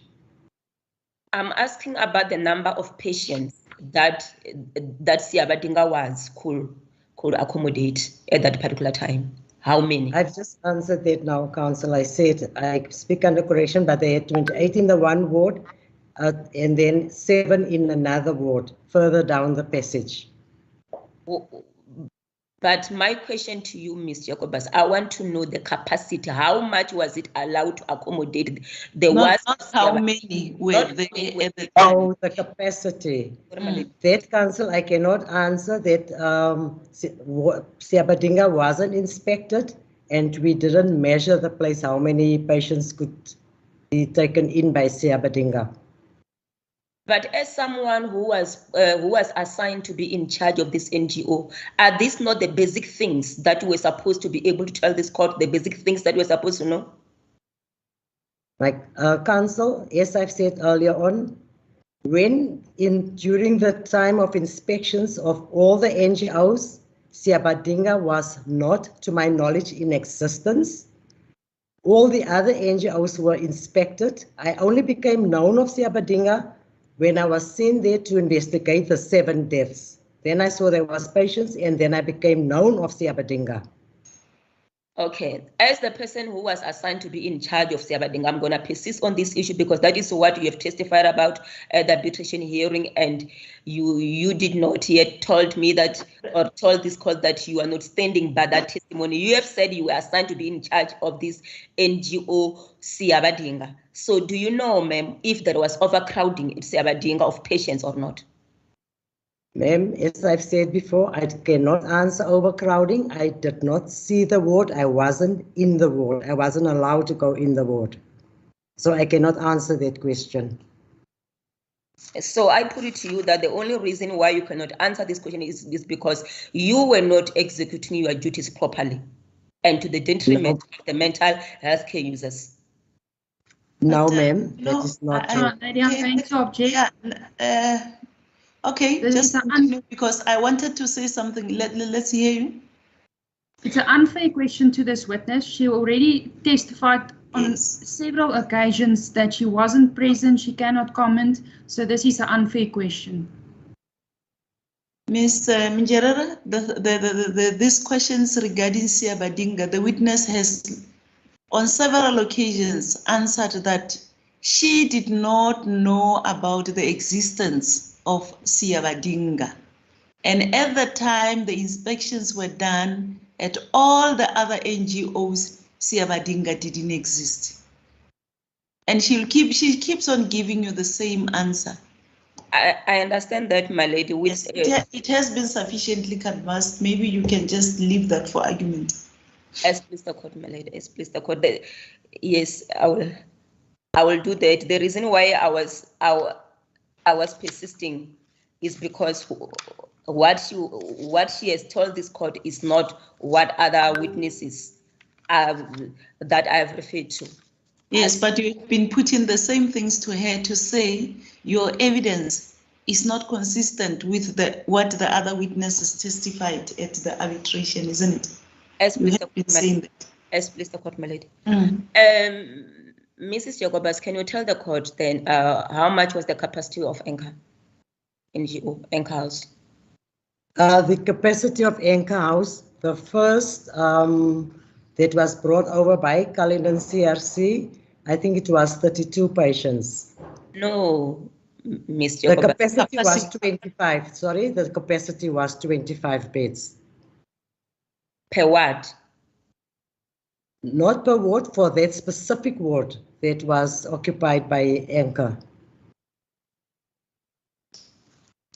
How many wards were occupied by Anchor? If I could speak under correction, because I think we've counted 32 patients that was brought over to Anchor. But as far as you recall, how many wards were there?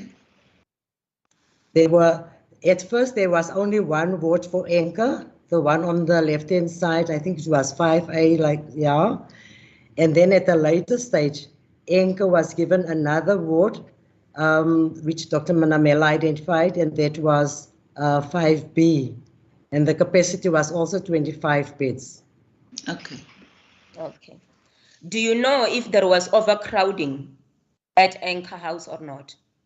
Yes, more patients has been placed than the number of beds that was available at that stage. How many patients? Sorry, my lady. Excuse me? How many patients were there at Anchor? I think in the first ward, I think it was 32 in the first ward, because they had to add more beds. In the first ward? 30 or 32 beds, 30 patients. While it was supposed to be 25. Yes, my lady.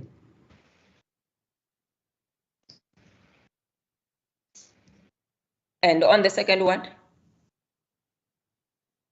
I speak under correction. I think the second ward had 32 patients. Because the second ward beds was up to the reception area.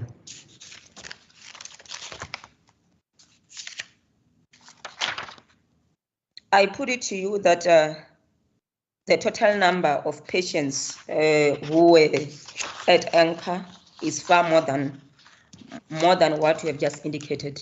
Any comment with it? As I've said, I cannot say for sure, but I know from that first evening when the patients was transferred, it was 30 patients, because I've counted the patients as 30. Okay. Yes, please, the court. Then, yes, ma'am. Yes, continue.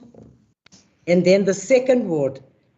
And remember that time the pace of transferring and admission of patients was very fast and more hectic. When the bus arrived, there were, let me just subtract 25 and from 14.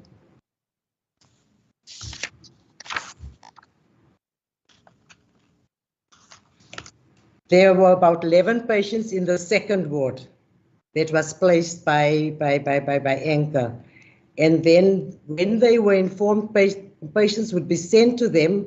And that was when I found Dr. Manamela and says, please only send 14 patients because there's only 14 open beds.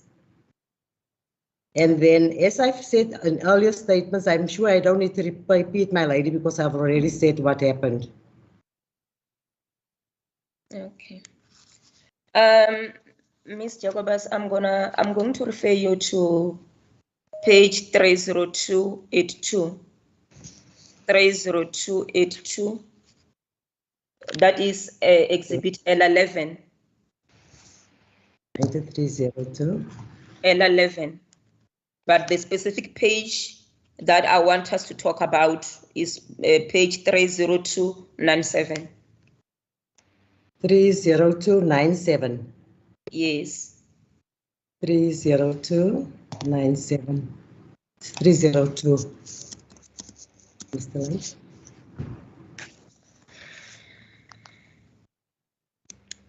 Yes, Council. Yes. My lady, can I read this document into the record? Some of it. Yes, you can. Not everything. Yes, please, the court, my lady. It's written Gauteng Province, Republic of South Africa, Cullinan Care and Rehabilitation Center. List of discharge MHCUs from CCRC to Siabadinga. And yes, ma'am. Yes, and if you check from where was just before you proceed, you have just recently, okay, you dealt with Siabadinga where she said she doesn't have any knowledge, then you went to Anchor, okay, because you have just asked her about Anchor. All right, continue. My apologies for that, my lady. Yeah, so this document, Mrs. Jacobus, if you look Yes. from column number 1 there, which yes, is Council. Number, it contains a list of 73 patients who were discharged from CCRC to Siabadinga. Yes, Council. And then from what you have testified, or rather from what you have just said before this court, the number of patients who were discharged from CCRC to Siabadinga is far way beyond the capacity of Siabadinga. Do you agree with me? But just Council, before she answers, just a second before she answers, these questions where she was asked about the numbers, the capacity, they related to Anchor. And the numbers that she has been giving with regard to Ward 1, the first ward and the second ward. So now you have just been questioning her about Anchor, but now you are showing her the records of Siabadinga. I don't have. Remember with Siabadinga, she said she doesn't have any knowledge. Am I correct, Mrs. Jacob? Yes, my lady. Yes, my lady. Please, let's not dilly-dally and revolve around issues that are not taking us anywhere. Please. My apologies, my lady, but I thought maybe it was important that I must also put I must also put into the record the number of patients which were discharged from CCRC to Siabadinga, just to prove my earlier statement to say that there was indeed overcrowding. So, but just a second. You have just made a bold statement to say the total number of patients that were at anchor, right? It's not. It's more than what she has mentioned, right? Now immediately you refer her to Siabadinga. I mean, it's that not confusing? I don't know, but yeah. I'm just saying the line of questioning doesn't. Yes, my lady, I might have made an error. I might have thought that maybe I was talking. No, she was talking about anchor. Oh, okay. Yes, please, the court, my lady. Then I will leave those questions for now.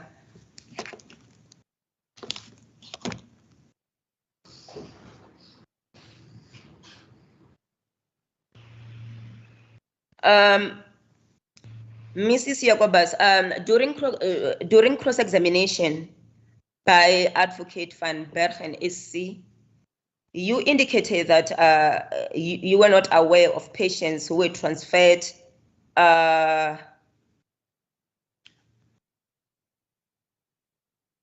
you were not aware of patients who were transferred from LE to Anchor, except for the ones who were in the bus.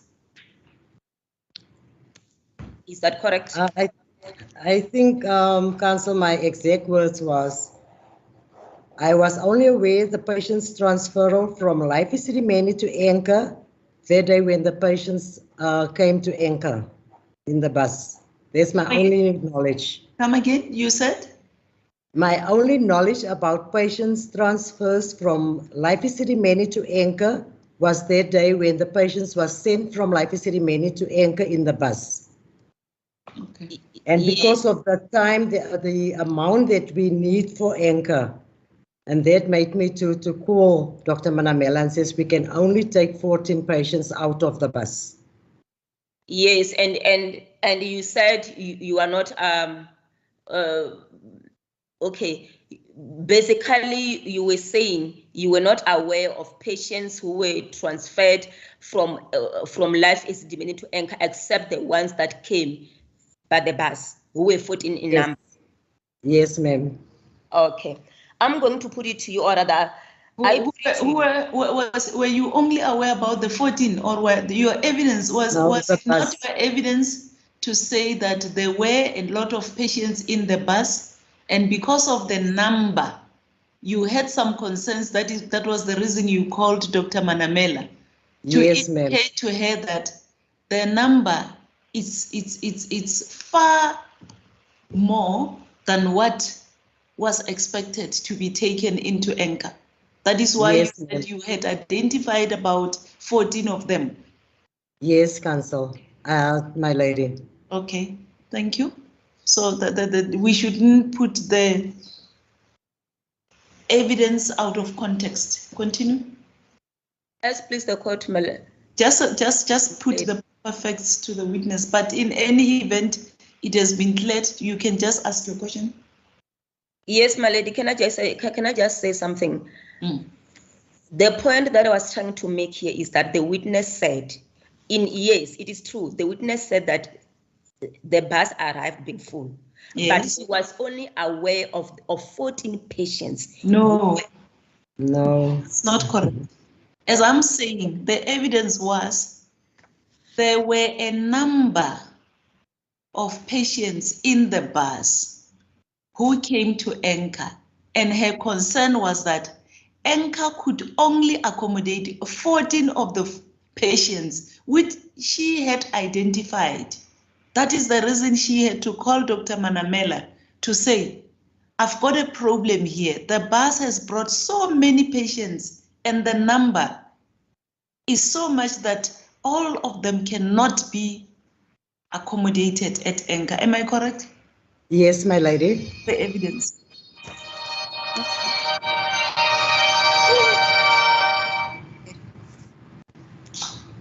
I'm going to refer you to exhibit L11 again.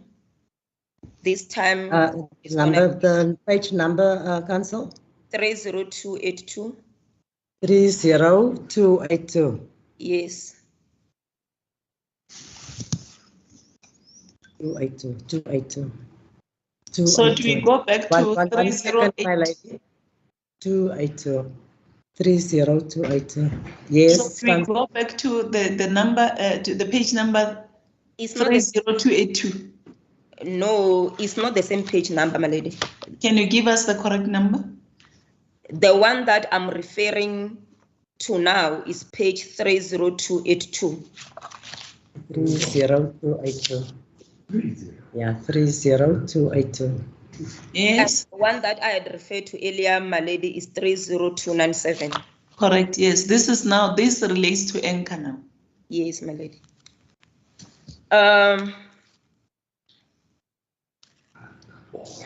This document, my lady, can I read some of it into the record?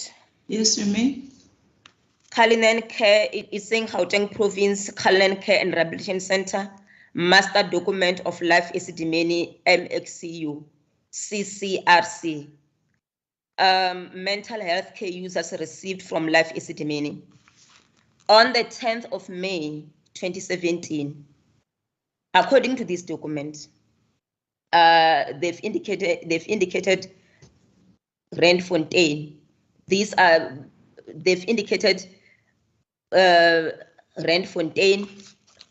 But what I want to place here on record is that patient number 3, Boshoff Johannes, was discharged on the 23rd of June, 2016, destination to Anchor.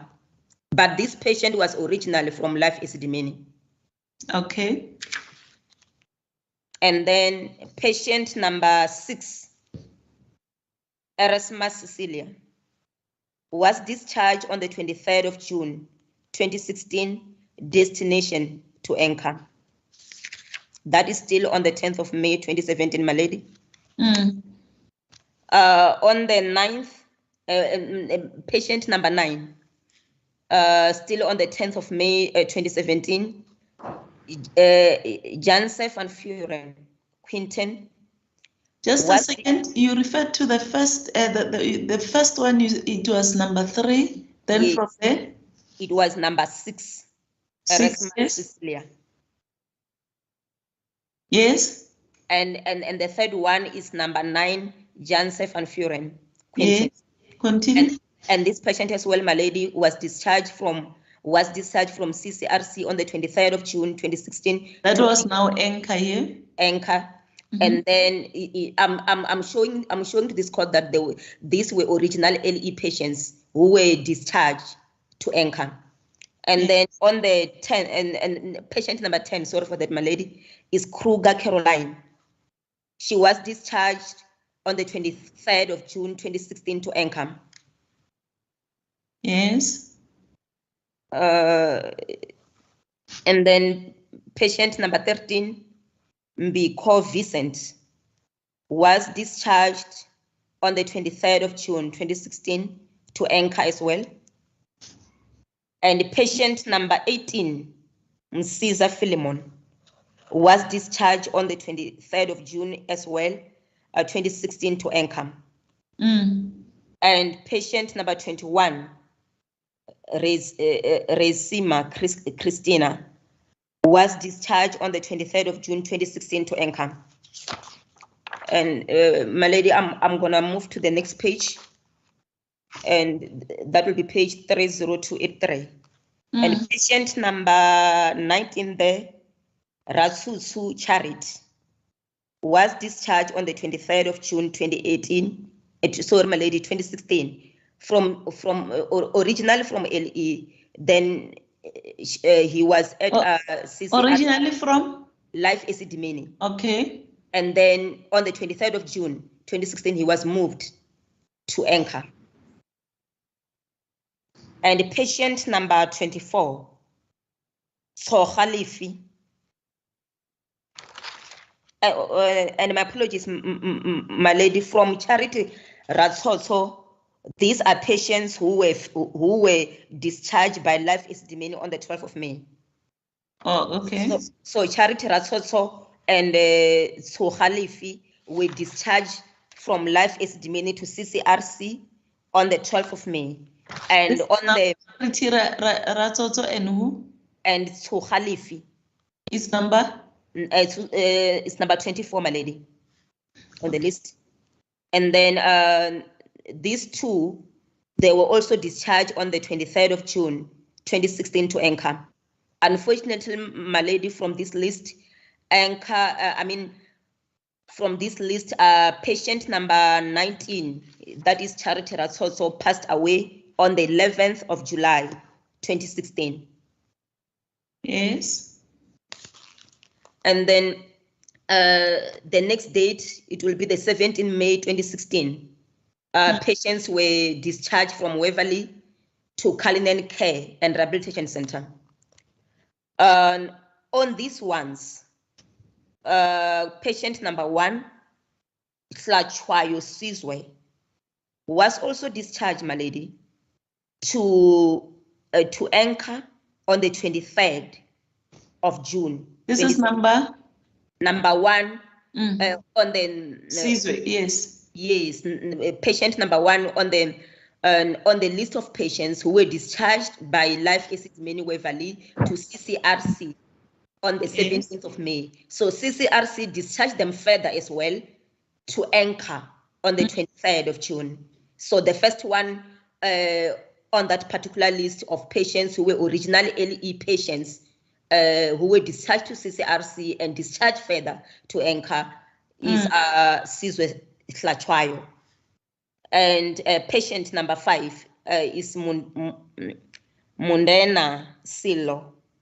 He was also discharged on the 23rd of June. Oh, sorry, my lady. Sorry, I violated it. So the highlighter, yeah, it is sort of like prevented me from seeing the website. Mukwena Silo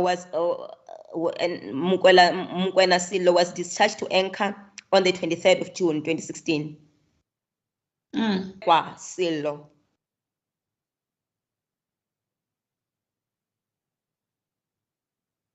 He had 2017 to Anchor, but I think this might be a typing error. It's supposed to be the 2016, but I'm going to confirm it with my client when she comes and testify.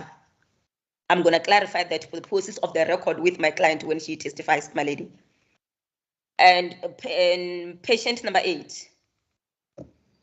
Yes. Mwali Christopher, I'm not sure if I'm pronouncing the surname correctly, was also discharged on the 23rd of June 2016 to Anchor, but was originally an LE, Life ESIDIMENI Waverley patient, my lady. And on the 19th of May 2016, patients were discharged from Life ESIDIMENI Randfontein, and there were 19 in number. Of those, 4 of them were discharged to Anchor. I'm gonna quickly read their names into the record. Patient number 11, Goveni Lizzie, was discharged as well to Anchor, being an original Life ESIDIMENI patient on the 23rd of June 2016 to Anchor. And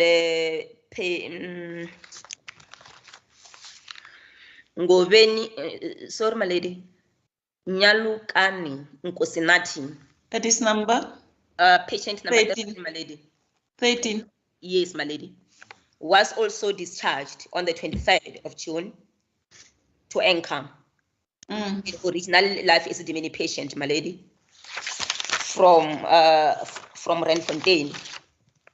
And then patient number 14 is Pemvu Zodwa, discharged as well on the 23rd of June 2016 to Anchor. And patient number 17 is Kate Simpson, discharged on the 23rd of June 2016 to Anchor. So the last ones who were discharged to Anchor were originally Life ESIDIMENI patients, my lady, were those from Randfontein. Yes, Randfontein, who were discharged from Randfontein on the 24th of May 20. This also a typing error, supposed to be 24th May 2016, my lady. The patient number 14, Kumalo Dora, was discharged as well from CCRC, originally an LE patient from Randfontein, on the 23rd day of June 2016, was discharged to Anchor. Yes. Patient number 17, Lekanye Mary, was discharged as well on the 23rd of June 2016 to Anchor. And Makola Winnie was discharged as well 23rd June 2016 to Anchor. Mufokeng Brenda was discharged as well. Just read the numbers. Okay. That was number 4, Kumalo. Kumalo, number 7, Lekanye. Yes. Number 8, Makola Winnie. Number 9, Mufokeng Brenda. Yes. And number 10, Mutsi Bella.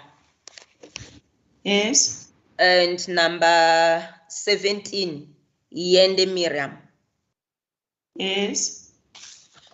And my lady, according to my calculations, these are 24 patients who were originally from different life ESIDIMENI facilities who were discharged to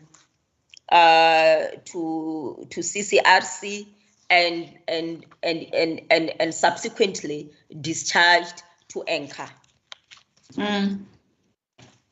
So you can put the question to the witness. You have been reading all this. I haven't had any question to the witness. If you want to question the witness regarding this. Yes, my lady. Mrs. Jacobus, what is your comment to what I've just read before this honorable court? Just a second. I hear somebody wants to talk. Who is that? Okay. No, it was me. I said I'm listening, my lady. Okay. Did you follow all this? Answer, yes, I followed, my lady. And the question was, what is my answer to what was read? My answer to what was read is the first time I'm seeing this document, Council. Okay. So you did not know that they were originally life ESIDIMENI patients who were discharged to CCRC and subsequently discharged to Anchor. Is that what we're telling the court? No, I'm not telling the court that, Council. I say this is the first time I'm seeing this document and the names you've read. I don't have prior knowledge of this document. Okay, but did you know that they were originally life ESIDIMENI patients who were discharged to CCRC and thereafter moved to Anchor? No, Council, I wasn't aware. Okay.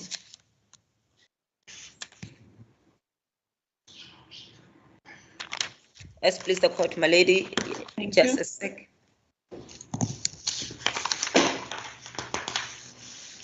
Do you still have a lot of questions? Are you going to run to the afternoon or what is happening? Because I see now it's... Yeah, I will a little bit, but I won't take the whole of it. Continue.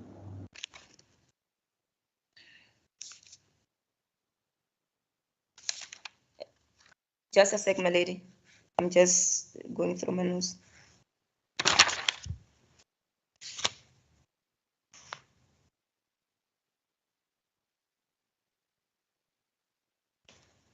Okay, Mrs. Jacobus, I'm going to refer you to page 36610. 36. Council? 3610. 36. Page 36610. 36610. Yes, Council. And there I want us to concentrate on paragraph 20. Yes. Yes, continue. It's a long paragraph, but can you kindly go through it, and when you are done, please let me know. Okay, ma'am. Whose statement is this, if you can introduce it to the witness? Sorry, my lady. It is. I think it is her statement. Yes, the second one, which is H2. This is H2. Yes, my lady. Sorry for that.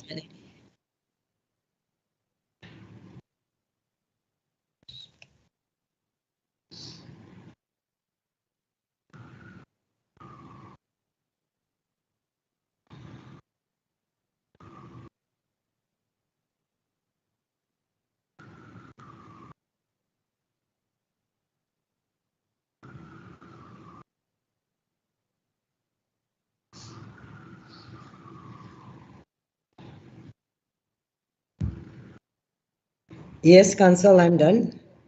Oh, all right. Just a second, my lady. Line 7. You said the clinical files. No, sorry. Line 6, my lady. The patients were discharged with their administrative files and not their clinical files. You went further to describe the information that must be contained in the clinical file. And you said the clinical file contains the patient's medical history, which was of importance to the NGOs, as many of the LEMHCUs were critically ill. For example, advanced stages of HIV and tuberculosis, cardiac failure, etc. The relocation teams at LE did try their best to send ill patients to hospitals as they required urgent care. So what I want you to explain, what I would like you to explain before this honorable court now, Ms. Jacobas, is the issue of the clinical files. Can you tell the court, in view of what Advocate Van Bergen SC said to you during your cross-examination, that some of the information contained in this paragraph, you were not there, you were told by other people. So can you just clarify me and the court as well and all my colleagues as to how did you know that the patients were not given the clinical files from life ESIDIMENI? Patients, the statement that I've made there of those 3 diagnoses was patients that I took to Mamelodi Hospital, and I followed up, and that was told by the psychiatrist and medical officer of the deliberation. Yes. Let's start with the issue of the clinical files. We will go there if needs be. Let's start with the issue of the clinical files. How did you know that the patients who were discharged from life ESIDIMENI, some of them did not have clinical files? Because I'm saying this in view or as follow-up to the cross-examination that was done by Advocate. Can you just remove your hand there, please? Just sit properly. Thank you. Yes, I'm doing this as a follow-up to the cross-examination which was done to you by Advocate Van Bergen SC, because his question to you was, how did you know about that? Because you were not based at the placement centers. So I want you to explain to clarify me and my colleagues and the court as well as to how did you get to know that some of the patients. Yes. Okay. Mr. Van Bergen. Thank you, my lady. My apologies to Ms. Munjerere for the interruption. My lady, just to try and expedite matters, it is not in dispute that the patients or the mental health care users from life ESIDIMENI were not transferred with their entire patient files. Correct. That's not in dispute. Mm-hmm. What was put to the present witness by me is the evidence of what documentation had in fact been sent with each patient. Yes. And I'm not going to go through the list again. It is on record. Mm-hmm. And the question that I put to her was that she could not deny that those documents had been provided. So the issue... In other words, the relevant documents. The relevant documents, indeed, yes. My lady. Mm-hmm. So the issue is not about whether entire patient files had been given, which appears to be, and I may be misunderstanding Ms. Munjerere. The question, because I still haven't had the question properly. I just want to hear her, because the problem is the question is too long, and I'm not sure, but she was still trying to phrase her question. But let us listen to the question first. Yes, but the point I want to make, my lady, is if she is concerned whether there is a dispute, whether, let's call it clinical files, with regard to the entire patient file, whether that was transferred or not, the simple answer is no, that was not transferred. Yes, I mean, what we were told was that what was transferred was what we call a discharge report, which contains the information that would enable the staff that will continue with the examinations of the patients wherever they will be. Yes, together with the examination report, Correct. the discharging doctor, the latest periodical where such a document. In fact, it's sort of what they had called a summary, a discharge summary. As your ladyship pleases. Yes. Thank you. Thank you, much. Mati. Yes, please, the court, my lady. Thank you. Can we hear your question, or do you still have that question after the clarification? We don't know what message you want to bring forth. Okay. As Advocate Van Bergen SC has indicated that there is no dispute, yes, that some patients were discharged without clinical files, then I'm gonna. There is no dispute that some patients were discharged without clinical files, if I've heard him correctly. So if I've heard him correctly, subject to his correction, then I will abandon the question. Yes, there is no dispute that patients were transferred without clinical files. Correct. My lady, thank you, my lady. Yes, my lady, as long as everyone understands the definition, yes, of clinical files. What is a clinical file as against an administrative file? Yes, my lady. As in the statement, but the evidence that we have so far is just that now we've got this new concept, an administrative file.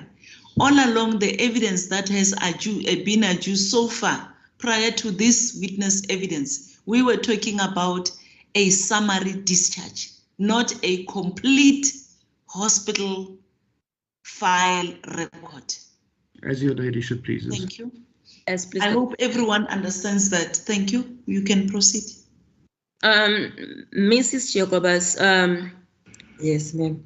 You indicated here just after that line that is dealing with the issue of the clinical files. Yes, ma'am. You said as many of the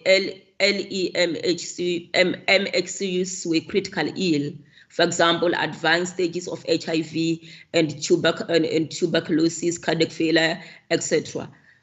The relocation teams at LE did try their best to send ill patients to hospitals as they required urgent care. Can you, earlier on, Can I just read this properly for the sake of the record? The relocation teams at LE did try their best to send ill patients to hospitals as they required urgent attention. May I proceed? I just want it to be captured properly on record. Continue. My apologies for that, my lady, and thanks for the court's assistance there. Mrs. Jacobas, can you explain what you were trying to explain before court earlier, that you took some of these patients to Mamelodi? You were saying you personally took some of the patients to Mamelodi. Where were those patients from? From Anchor Council. It was specifically those three that I was talking about, from Anchor to Mamelodi Hospital. Do you still recall as to when did you send them to the hospital, perhaps?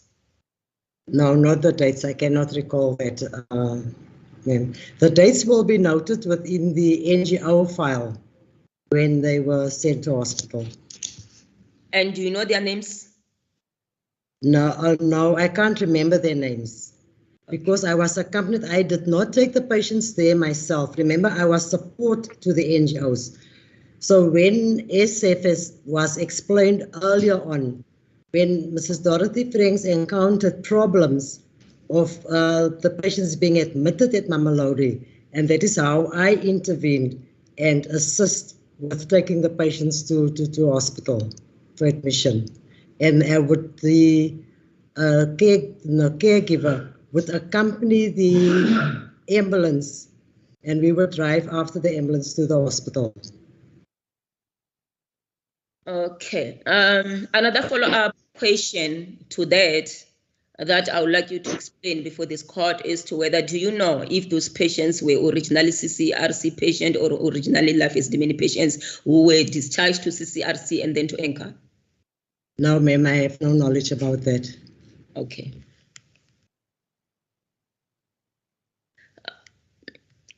And then on your statement here, you further said, however, many of these critically ill patients ended up at NGOs. I queried the relocation teams as to why these patients are not being sent to hospitals. The relocation teams explained that they spoke to various CEOs at the hospitals who indicated to them that they did not have the space to accommodate the LE patients. I received many phone calls from NGO managers saying that they need my assistance as some of the patients are very ill and required hospitalization. So I will pause here for now. You are saying you received many calls. From saying NGOs. And then after how long were those patients admitted that you received this type of calls? That patients were critically ill, they need to be admitted to the hospital? As I've said earlier on, Council, there was also some of the district personnel that I've asked Mrs. Gordon to phone to assist us. So depending on the nature of the illness, some were just taken to clinics to get some intervention. So it will be immediately when transport and all the arrangements is being done. Okay, yeah, but what I wanted you to explain before this court is that after how long were these people discharged to those NGOs facilities from life ESIDIMENI that we started getting this type of calls that, hey, somebody's sick here, we need help? After how long? No, I don't know, Council, I cannot answer that.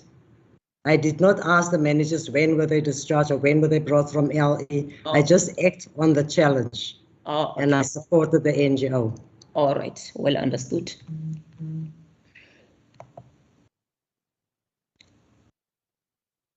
You said I collected patients from NGOs. In your statement further, you said I collected patients from NGOs and took them to hospital for medical attention. The hospital CEOs and doctors were fighting with me as I was flooding them with ill MXUs. The project consisted of constant crisis management from the time I opened my eyes till the time I could excuse myself from wherever and I go home. Any comment on this? What do you want me to comment on, Council? On what I've just read. You are saying...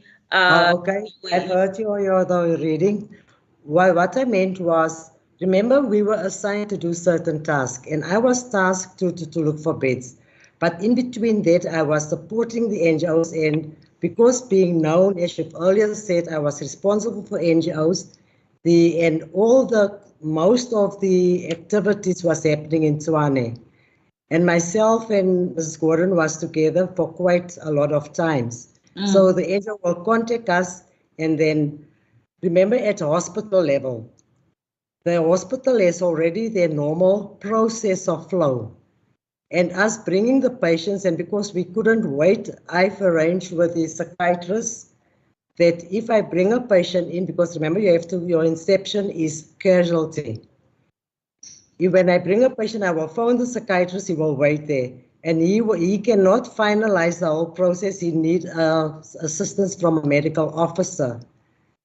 And then it sort of, the other staff were complaining, and remember there's already patients sitting there to be seen. So we were literally disrupting the normal activities of the hospital. Okay, but And that is why the thing was saying that is why my statement there that the CEOs was complaining I'm disrupting. okay. It's 1 minute before 1 o'clock. I don't know whether you have got other things on the statement or the paragraph. You have just completed that paragraph. If you want to start a new thing, we can deal with that after the lunch break. It's fine, my lady. I'll continue after lunch break. Okay. I don't have many more questions, though. There are not more than 20.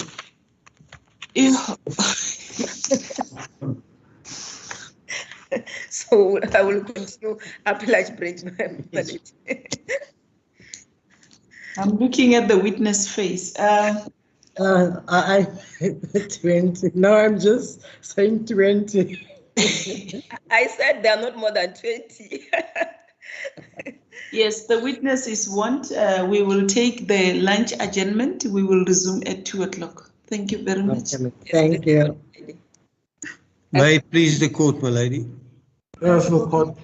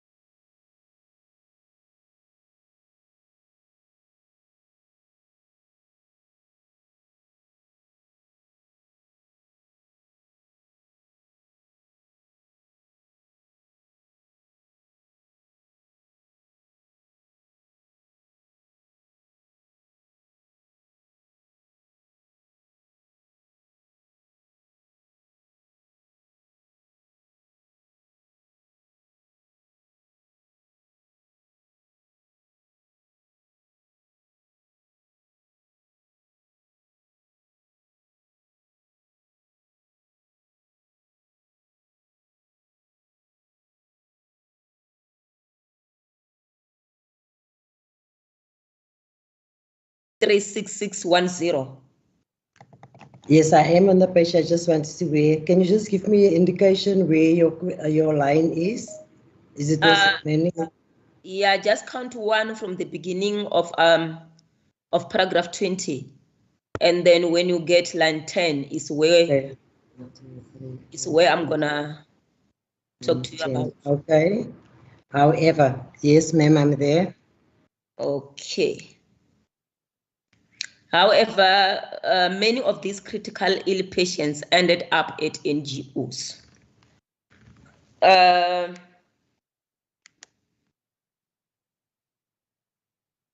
Can you comment on this? Ma'am, as has been stated previously, I would be called by NGOs with patients that's ill, and you've asked how long they were at the NGO and since when, and I've said I don't have an idea, but then we would take the patients either depending on what the challenge is to a clinic or to hospital. Okay, that's fine. Do you know Zanele Buthelezi? The nursing, the lady, Yes. the lady who. Yes, Yes, she says she knows. I continue. Okay. Zanele Buthelezi has testified. Mrs. Please. Yes, please, the court, my lady. Sorry for that. Mrs. Zanele Buthelezi has testified before this court that 60% of their patients at Life ESIDIMENI were undischargeable and prone to relapsing. Do you have any comment to that? I've heard the testimony. Come again? I've heard the testimony that you say 60% wasn't, is dischargeable. Yes. The reason I'm referring you to this testimony is because it is confirming what you have said in your statement, that most patients who were critically ill from Life ESIDIMENI ended up at the NGOs. Do you agree? Ma'am, I cannot agree. Remember, when the patients were placed, I was not present and I didn't do any assessment on any patient. But I'm talking about what you said in your statement. Yes, what I've said in the statement was due to the fact that NGOs will call and says that they encounter problem or a patient is ill or they can't come and assist with a patient. And that is how we then take the patients to hospital. But I cannot attest what Mrs. Buthelezi says and what my statement is saying because I did not examine any patient. Okay, no, it's fine.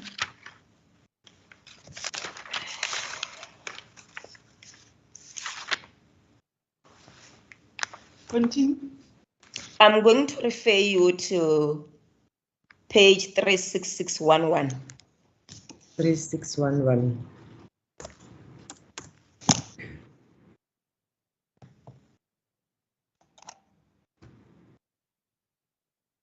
Paragraph? Yes, ma'am.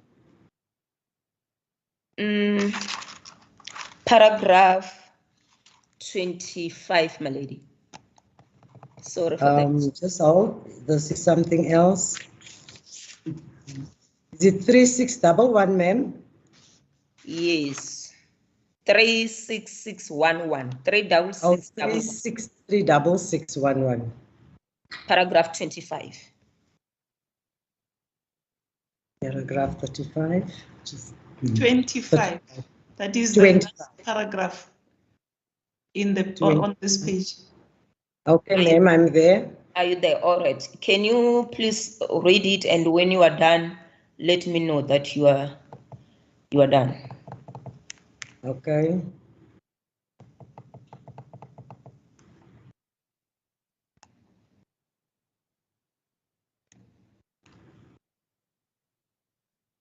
I'm through, ma'am. Okay. From this paragraph of your statement, paragraph 25, especially line 1, that I'm going to concentrate on. You are saying, or rather you said, in respect of the conditions of the LEMXCU, when they were released from LE, as per my observation, there were various issues. What issues were they? Can you explain before this honorable court, please? As explained further in the statement that some had some minor issues, etc. And hence my explanation earlier on, patients with minor issues was taken to a local clinic.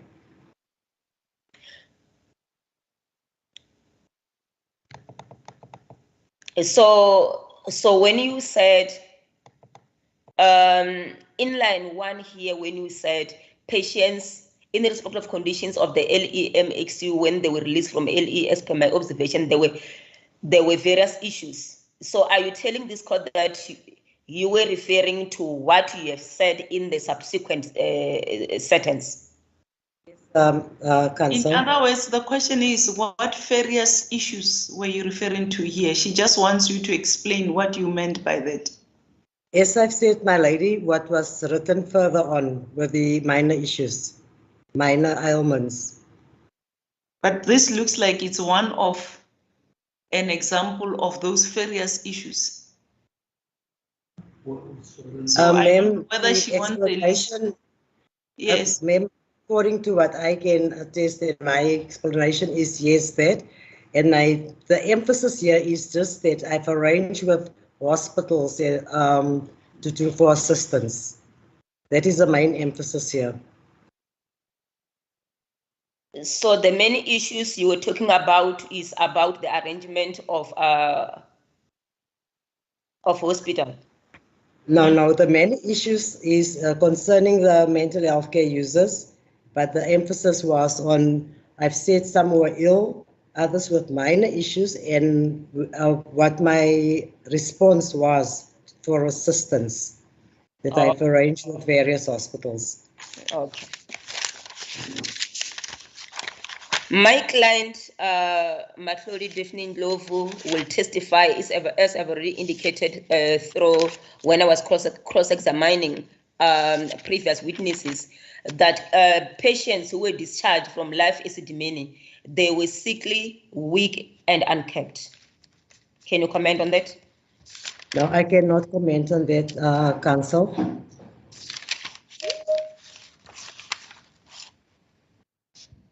Continue. I'm going to refer you again, I think, as I conclude, to page 408, which is Rochelle Gordon's statement again. 408. Paragraph 6, where you have read earlier. Paragraph 6. Yes. Can you read it again? And when you are done, please let me know. Just read only the first part, as we have done. Okay, ma'am. Okay, Counsel, I'll do so.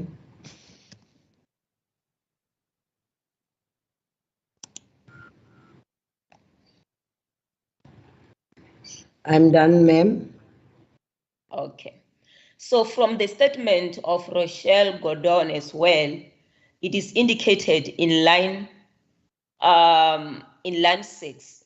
She said, according to my assessment, those patients, no, sorry, my lady, line 5, most of the MXCs from Life ESIDIMENI Care Center were sick and weak. According to my assessment, those patients were supposed to have been referred to hospital and not NGOs. Some HCUs had medical files, whereas others patients only had transferred forms.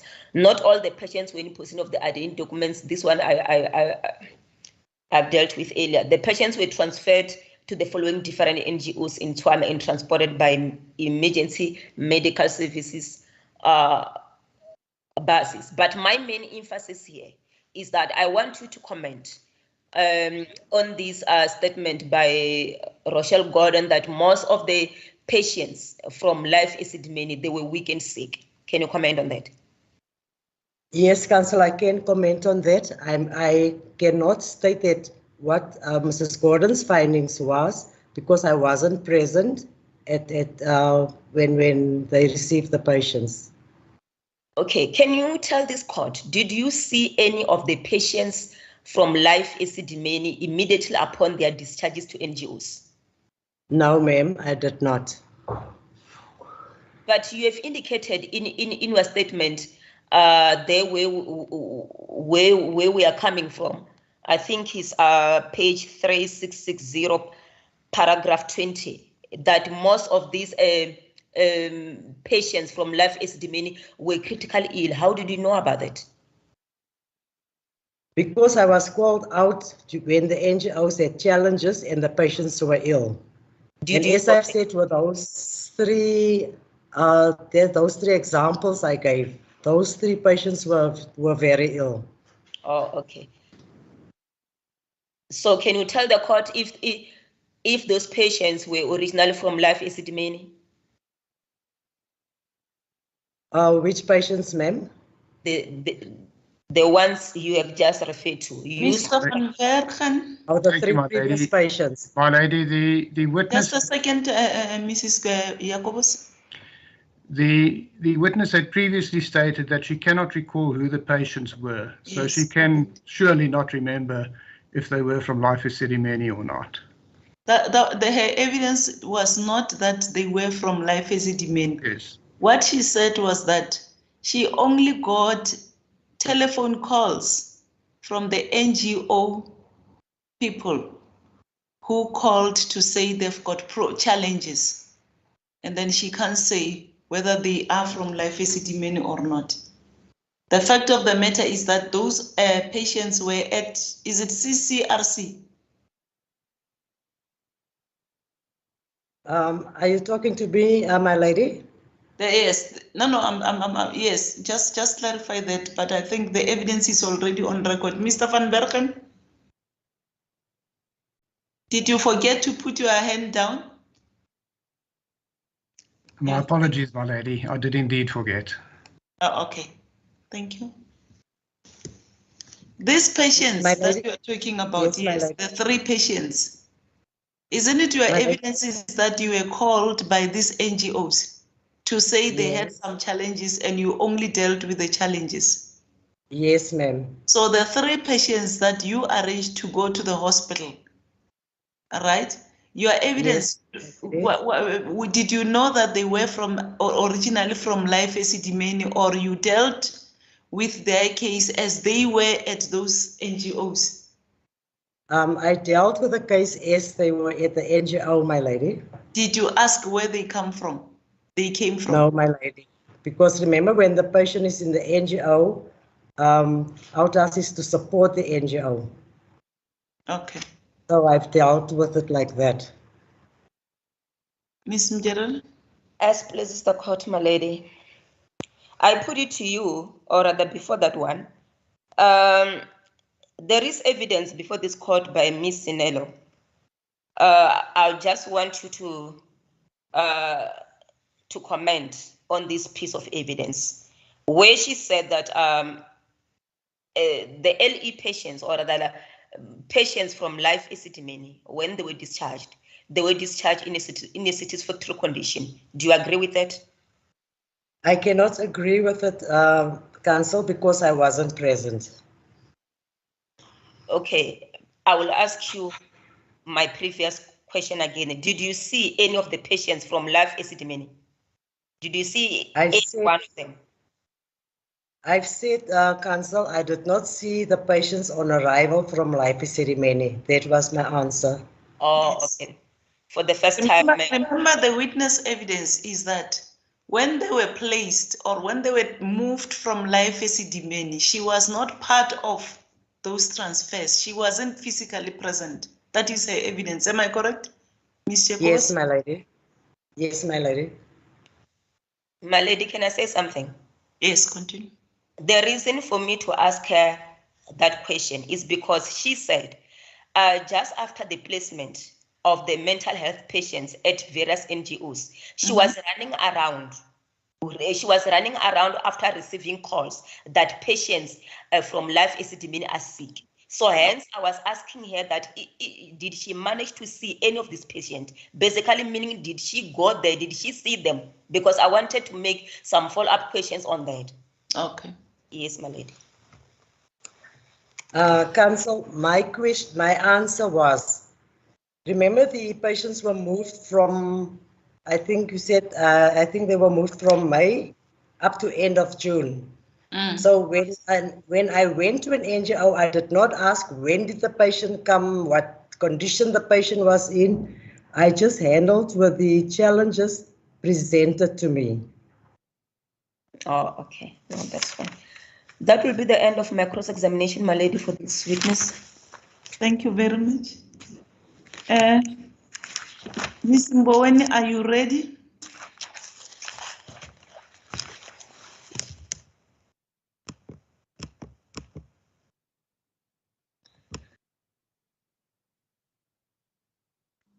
Where is Ms. Mboweni?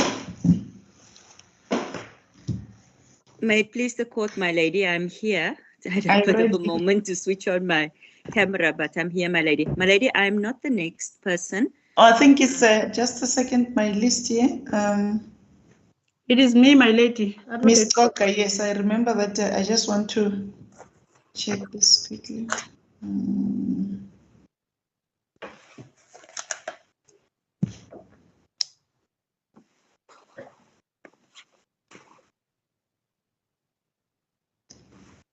Yes, it's Ms. Coca. As the court pleases, my lady. Miss Jacobus, good afternoon. Yes, good afternoon, Council. My name is Amanda Kopa. I am counsel for Miss Rochelle Gordon. Yes, Council. You've already indicated that you worked with Rochelle on so many occasions, not so? Yes, Council. Is it correct that before you went to work at the central office, you were working at Tshwane District and you were working with Rochelle? Yes, Council. Right. Miss Ma'am, when you were asked a question about your relationship with Rochelle yesterday, what was your answer? I did not get your answer. I said I knew Mrs. Rochelle Gordon and we had a good relationship. Okay, all right. She'll also confirm that you had a good professional relationship with her. Now, I would like us to deal with your evidence, which is not clear to me, that is already on the record, regarding the readiness of the NGOs prior to the placement of MHCUs. Yes, ma'am. When you were cross-examined by my learned colleague, Mr. Van Bergen, you indicated that the MHCUs, they were in a satisfactory condition and they had a satisfactory linen. Did I hear you correctly? Yes, ma'am.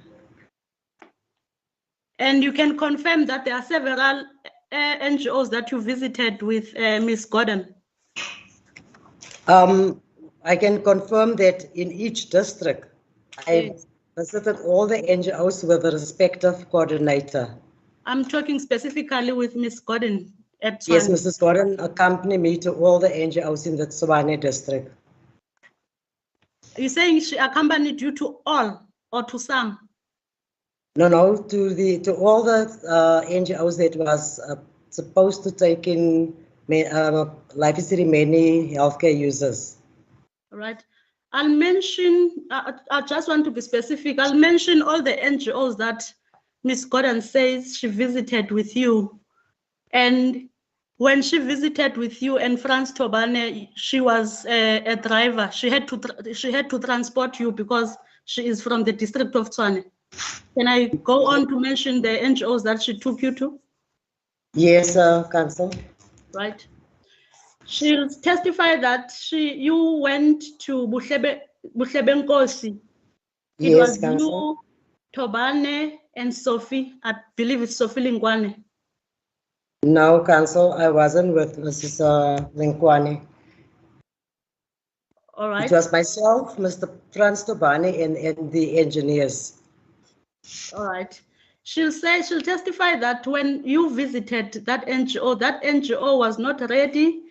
The beds were too close to one another and the place was just not okay and the linen was not enough. There was linen, but it was not enough. What do you say to that? To my recollection, Council, Nkosi Butle was ready because they were identified to take in 20 patients. In the, I think they were, it is in Amanda, if I'm not wrong, but it's in the Acacia area. And that was the facility that we visited.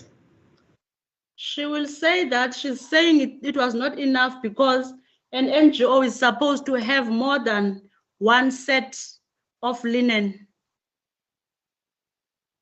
Council, in terms of the readiness, what we looked at was the amount of space that this thing that was the first visit that the architect measured, and they were supposed to take in 20 patients, and we didn't look further than what is still there because we look at the capacity of the beds. That was the second visit. And myself and Mr. Tubane was alone. We looked at if the beds were there, if everything was there. And the first visit was we looked at everything, the bedding, the beds, on the beds, the kitchen, etc., etc. But you've indicated that the linen was satisfactory. What did you mean by that? Council, if you read my notes, I said that in terms of readiness, that was available at the NGOs. Hence, because remember, my brief was to look at beds. And I said, when I think that the other patients, remember when we went there for the second time, the manager wasn't there, the supervisor was there. And then I also then took it upon myself to look for extra bedding, and hence we went to different hospitals to acquire more in case NGOs needed more linen. In normal circumstances, yes, they must have at least 2 sets of bedding, one that's on the bed and an extra for changing. But I didn't look at that. That was not the brief then. All right. Let's deal now with Shama House in Cullinan. She says she will come and testify that Shama House was in a double-story building. Do you agree with that? Yes, ma'am. She'll also say that the roof was too close to the ground to the extent that when you stand in that house, you could touch the ceiling. The building plans were not proper. Yes, ma'am. She will also testify that the staircase was not closed up. You could see through to the ground and one could possibly fall on those staircases. I'm listening, Council. Any comment? I want you to comment whether you agree with her or not. Yes, I agree with her. Right. And she says when you visited Shama House, Dr. Manamela was there and she told either Neil Veselo or Suzanne van Niekerk to fix those staircases. Did you hear, Dr. Yes, Council. You agree with that? Yes. Right. She will also testify that you persuaded Suzanne or Susan or Neil Veselo to take patients and that you will license that specific NGO. No, Council. What did you say to either Neil Veselo or van Niekerk, Susan? No, I didn't say that. Remember with Shama House, yes. As in my previous testimony, Shama House had applied well before the LE situation. And from the incept with Shama House, I was working with them and they had to be sorted out. From the house up to the patients, because they had more than 100 patients on their premises then. And that is why I said I got social development also in so that we can do assessments, identify the mental health care patients. And by the time of LE, Shama House has already erected some structures, these bed spaces and all that for the patients. And the initial patients that Shama House could take in at that stage, when myself and Dr. Mela and them were there, was 20 patients. So you're saying that Shama House was ready to receive patients when it received patients from Life ESIDIMENI? Yes, the structures that the buildings that they've erected was extra, and it was according to the specifications that the architect they said they should build. there was plumbing things and reticular system that they had to fix, and those things were done and in process. The only thing that wasn't present was their architectural plans. Yes. Which Susan gave me the number of the architect. When I spoke to him, he says he's still waiting for the final document to be signed off. Are you saying everything that I've mentioned, like the building plans that were not proper, the roof that was close to the ground, all those were fixed when the patients were transferred to that NGO? What we've said to Shama was to utilize the house that is in question, to use that as their offices. And the kitchen was in that house, and the patients was moved to the buildings that was erected. So do you dispute what Rochelle will come and testify? No, I'm not disputing. I'm telling what my observation was then and my interaction that time. All right. Now let's just before you move. Yes, my lady. If I understand Ms. Koka's question, is that according to you, would you say, as against the evidence or what Ms. Rochelle Gordon would testify, would you say this NGO Shama House was ready to receive patients from Life ESIDIMENI? Yes, in my words and in my opinion, they were ready, and they had outside structures that was built for not just for the Life ESIDIMENI patients, but for the normal patients that was in the house previously. Because the house, they didn't do much to the house. They started working on the house, and because of the amount of patients, I said to them, you cannot continue keep the mental health care users in the house. They need to be moved to the other buildings that was erected. Okay. What kind of a building was this? The one that was this structure that was erected outside the house? Yeah, I can't remember. I remember the inside building, and some of the partitions in these buildings was, it wasn't proper wall. What is it? Other material that's called, but it was that type of material. Was it a proper structure to house the mental health care users? Yes, it was a proper structure because they were doing demarcations. After the new act, remember at first patients would be put in a sort of dormitory fashion type of place. And the new act stipulated that patients, and was also a request from National that type of practice, we shouldn't continue with it, and that patients should be kept in smaller portions, like 6 in an area or 2 in an area, but not more than 10 in an area. And then the demarcation was done with that type of material. Which act was that? The current act. Okay. It doesn't specify exactly, but when we were trained by National, and it was reinforced to move away from the dormitory like of admitting patients at NGOs in this a lot of beds in one area. Rochelle will testify that Suzanne was reluctant to take mental health care users from ESIDIMENI. I cannot recall that, ma'am. All right. Now let's deal with Anchor House next to Cullinan. Yes. Rochelle will testify that she visited this NGO with you. It was a newly refurbished NGO, but the kitchen and the laundry were too small. Yes, that's correct. And she'll testify that the linen was enough because the hospital was supplying this NGO. I cannot attest to that, but I know they had enough linen. Right.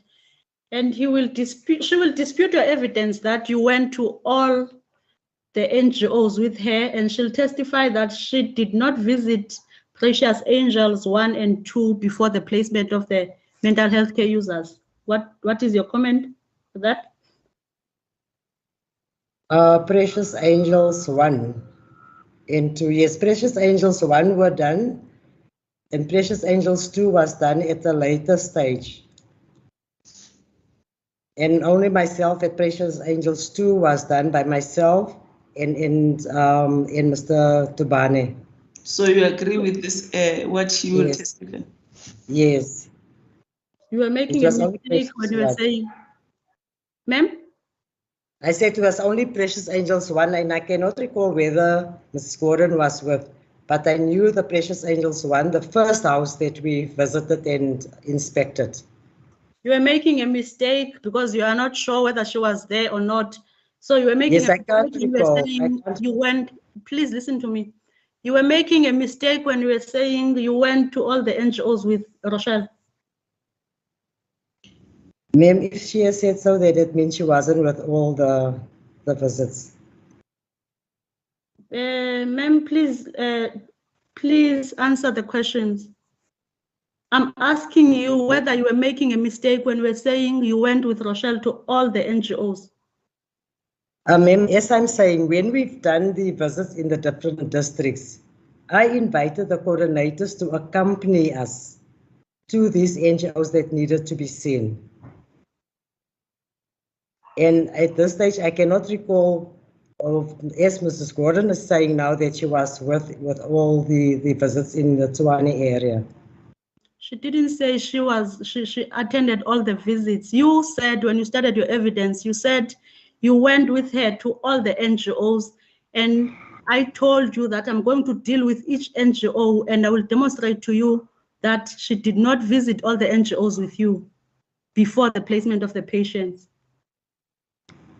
Okay, Council, yes, continue. I'll leave it there and I will note that you have refused to answer that question. Now I'm dealing with Rabafeni. If you say she didn't respond, didn't she give an answer? My lady, I'm not sure what her answer is. At the beginning, she said she went with Yes, Rochelle. we have that on record. But yes. Yes. And she indicated that to Precious Angels 1 and 2, she went with Mr. Tobane. Yes. Yes. Yes, then let me hear Mr. Pinar. But that evidence is on record. If you say she refused to answer, that's why I'm having a problem. All right, Mr. Pinar. My lady, with all due respect to my learned friend, it's my respectful submission. The witness has answered the question, and to make a statement you refuse to answer is incorrect. The answer that's been supplied confirms she did not, or she was not accompanied at all times by Miss Gordon, yes, as put to her, my lady. So therefore, the answer has been responded to and answered satisfactorily, with all due respect, my lady. My lady, if I may respond, my lady, when I asked the witness whether she made a mistake, she did not answer that question. But from the answer, she indicated that there was somewhere where she said she visited with Mr. Tobani. Yes, my lady. But from there, she said she wasn't sure as to whether at the other, I don't know whether it's the second, the visit to one, is it 1 or 2, where she said she can't remember whether she was alone. But from the answer itself, one can infer that the statement that she made, that she was with her at all costs, at all the NGOs, right? It's not correct. Yes, but just to say my problem, it was the statement to say she refused to answer. While we have this evidence on record, can we pass that? It is on record, it's fine. As the court pleases, my lady. Now I was busy, ma'am, dealing with Rebafeni, house number 1 and 2. Yes, ma'am. Yes. Rochelle will testify that these houses were also not ready to receive any mental health care users. House number 1, which is in Henops River, it is a double-story house, and it is not suitable for any double-story house. Is not suitable for mental health care users. It poses a hazard. What do you say to that? It's a double-story house on the one side, and then they had another adjacent building. And the beds, and they were at first, I think I speak under correction, Mr. Ban, but I think they were, the places that they were measured for was, I think it was 30 beds. Yes. And when we visited the second time, the beds was there with linen and everything. What was not in place and that was still in process was the kitchen, because the kitchen that they had was very, very small, and they identified a place within their double-story house to refurbish the kitchen with an industrial kitchen. But further on in, they had other outside buildings on that same premises that we indicated that should be utilized for rehabilitation purposes. Right. And she will also testify that there was linen on the beds, but there was no extra set of linen as required. That I cannot comment on because I didn't look at extra set of linen. I just looked at the bedding, the space, and whether it was covered with linen or not. Right. And you and Rochelle also visited Tsepong, not so? Tsepong, yes. Yes. She will testify that Tsepong also had linen, but the linen was not enough. The fire extinguishers were not mounted. The sick bay was not in order, and there were no rails for disabled mental health care users. Yes, because those were not the rails per se, but the fire extinguishers. We've alerted the manager that should be seen to, like in urgently. The beds were there, and there was linen on the beds. And the Tsepong Center was supported by One Mile Hospital. They provided all the beds and linen and everything for Tsepong. She'll also testify that there were no blankets at Tsepong. A lot of NGOs didn't have blankets at that time because the NGOs, some of them alluded that with the money that they had, they bought all the necessary things, and some had blankets, others not. And that was one of the things where myself and Mr. Lau said, you will assist, that we were looking at blankets at different other places to supply the NGOs with. Did you assist with supplying the blankets to Tsepong? Mr. Lau delivered blankets there at a later stage. Mr. Lahau. Lehau. Yes, because he was supporting. He received quite, I think, twice blankets from hospitals where they notified him and he collected, and he then provided to the NGOs. I'm talking about specifically Tsepong. Tsepong. Ma'am, I cannot say for certain because I didn't lift the stuff and look at blankets and all that. Because remember with my checking for the readiness, yes, we were doing about 3 NGOs per day with the engineers. Yes. And it was only afterwards that myself and Mr. Tubani would go back to see if the beds has been placed, what has been placed, and the recommendations that was given to them, whether it was adhered to. Is it your evidence that Mr. Lehau got the blankets and distributed the blankets to Tsepong? Not to Tsepong. I've said I didn't roll call with Mr. Lehau where, but I've seen the blankets. He showed me, and he says he's busy distributing the blankets to the NGOs. The reason why I'm asking you this question is Rochelle will testify that it was indicated to her on the 12th or 13th of May 2016, immediately upon transfer of the patients from Waverley, that there were no blankets and he had to ask for donations. Yes, myself and Rochelle was doing that together, ma'am. So meaning that Tsepong did not have the blankets. That's what she will testify. If I can say what on your answer, I did not lift the bedding to ascertain whether there's blankets or not. But when we became known that some of the NGOs does not have blankets, that is where we gather in more extra linen with blankets. Myself and Rochelle went to Tshwane District and Pretoria West, where we've been given blankets. And that was then also distributed to the NGOs. That was besides what Mr. Lau received. Do you remember if you arranged blankets for Tsepong before and after the transfer of the patients? No, ma'am, I cannot attest to that because I didn't see the patients when they arrived at Tsepong. As such, you cannot dispute the evidence of Rochelle that after the mental health care users were transferred to Tsepong, there were no blankets. He had to go request for donations. Council, as I'm saying again, on my visit to Tsepong to look at the beds and the bedding, I did not lift any bedding to ascertain whether there's a blanket also placed or not.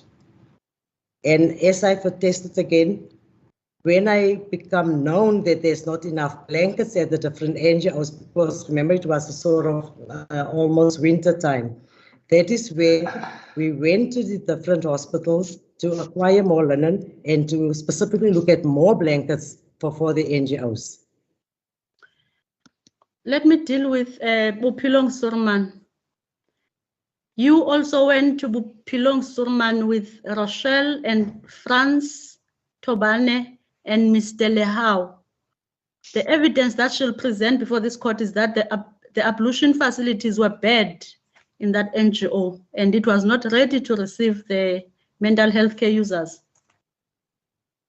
The Bupilong Surman was done with me, Mr. Tobane, and the engineers, and 20 patients was identified to be placed at that NGO. And the identified area was a house. I also became known with a visit with the MEC, during the visit with the MEC, that outside buildings has been built and patients were was put in outside buildings, and more patients was placed than the 20 that we've identified the first time. Right.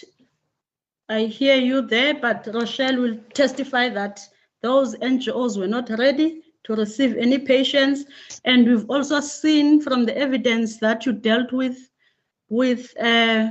Hassim, my learned colleague, Ms. Hassim, that the NGOs were not ready, especially when she referred you to the audit checklist reports that appear on page 37226 to 37231, which is an audit checklist for Tsepong. Do you remember? Yes, ma'am. And then we also dealt with Rabafeni. My colleague, Advocate Hassim, also dealt with Rabafeni in page 37233 to 37239. That checklist also showed us that that specific NGO was not ready. You agree? Council, in terms of readiness, as I'm stating again, yes, it was done without a formal audit report, number one. Number two, when myself, Mr. Tobane, and the engineers went out, we went out looking at the structure per se and the measuring of the amount of beds that can be placed. The other things, yes, there was the paperwork and protocols, etc. We did not look at that.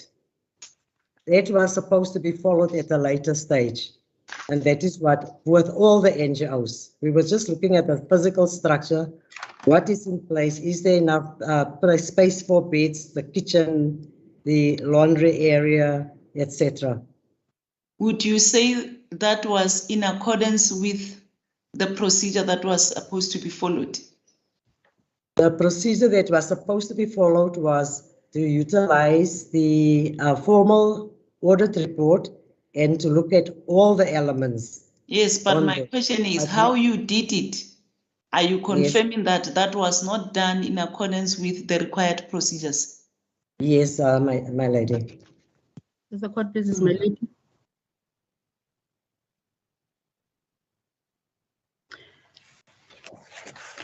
Mr. Jacobus,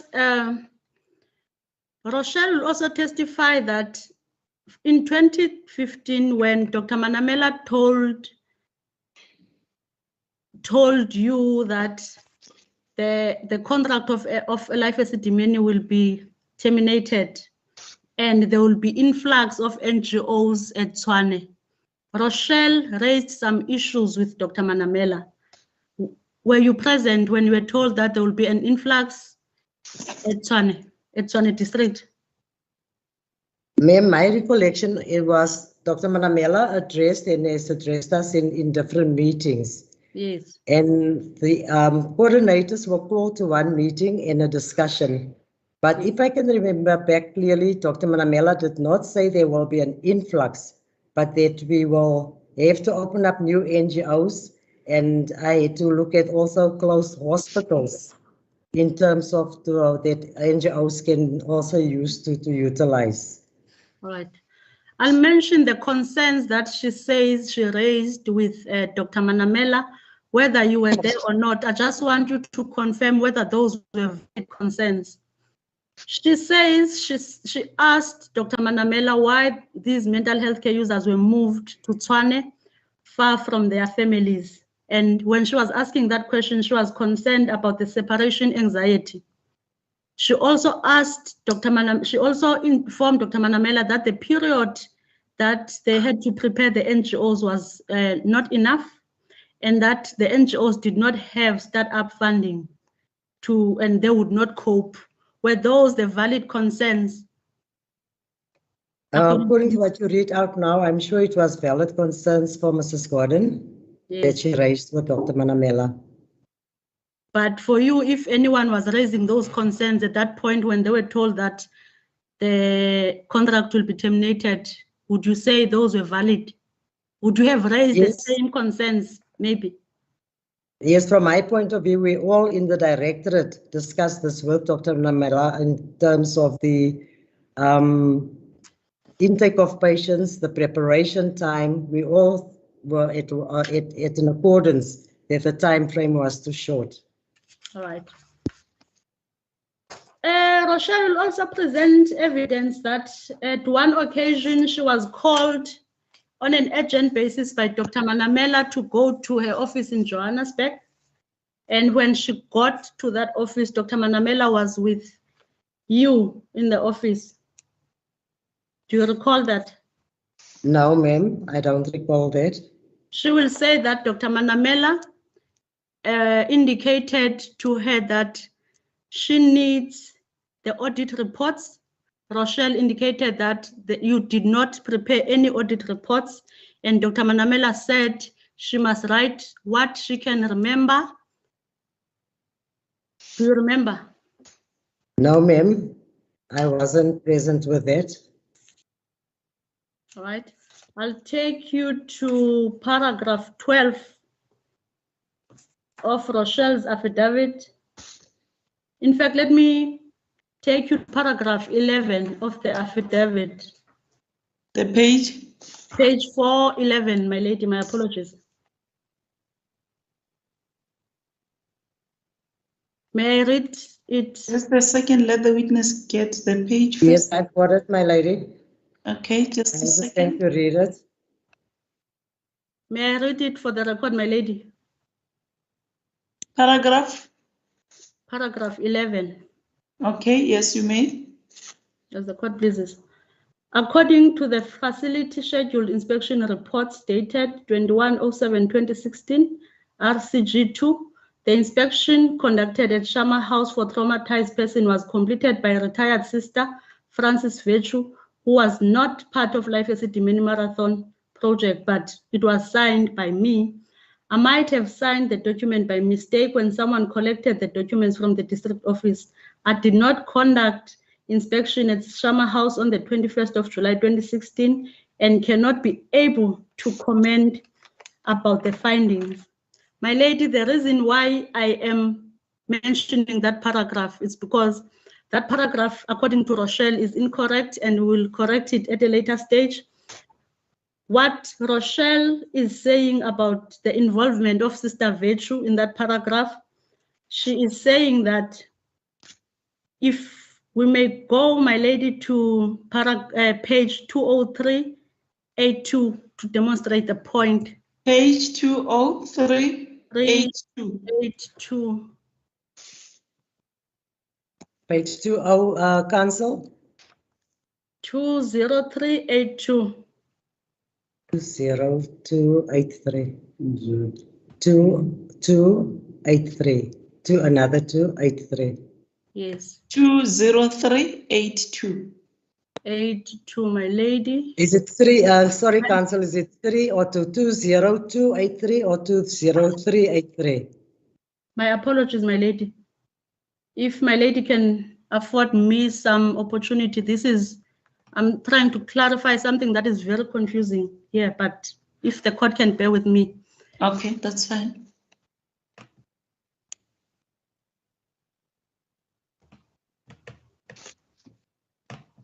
My lady, if I may first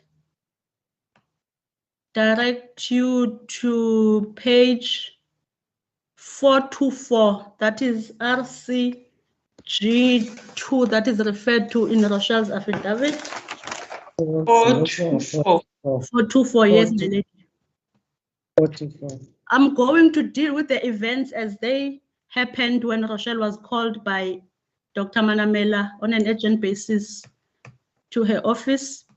424, my lady, that is a scheduled inspection of Shama House, which we see from this document at the bottom that the date of inspection was the 2nd of July 2016. Whilst you are there, my lady, if I may direct you to page, let me go to that page, 37268. Page 37268, my lady. 37. Can you just repeat again? 37268. 68. That is also a scheduled inspection for Shama House. If I may go down, we see that the date of inspection, it is the 21st of July 2011. What Rochelle will come and testify is page 37268 is the report that was completed by Sister Virtue, who was not part of Life ESIDIMENI in 21st July 2011. And what appears on page 424, going down, it is almost the same report, except that that first page is replaced. That is the first page dated 21 July 2011 is replaced by the first page that is dated, date of inspection 21st July 2016. What Rochelle will come and testify is, because Dr. Manamela wanted something in black and white, she replaced the first page that appears from 37268 with what we see now on 424. There was no inspection, but what she knew was that the situation in 2011 did not change in 2016. That's why she just replaced the page, and she replaced that page because she was under pressure. Dr. Manamela wanted something in black and white. I'm not sure if, my lady, that makes sense. It does. As the court pleases, my lady. My lady? Just a second.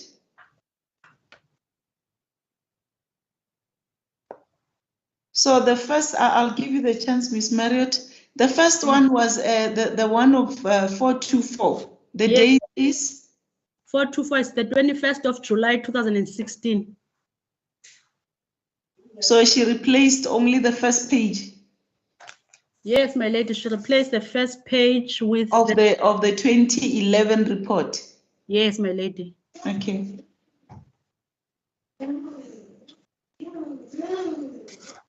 So that paragraph, my lady, we will correct at a later stage. So because it's very confusing, so that it does make sense, because if one reads it now, it doesn't make sense. Yes, Miss Marriott. My lady, this is evidence. It's my respectful submission, and there's no question for this witness. Is there a question forthcoming pertaining to these pages that we are referred to? Come again? It's my respectful submission that my colleague is giving evidence to the court, which is supposed to be through her witness or Yes. her client. Yes. There's no question given for this witness to answer. Are we going to get a questions pertaining to Yes, these I was documents? getting there. In fact, that's why I yes.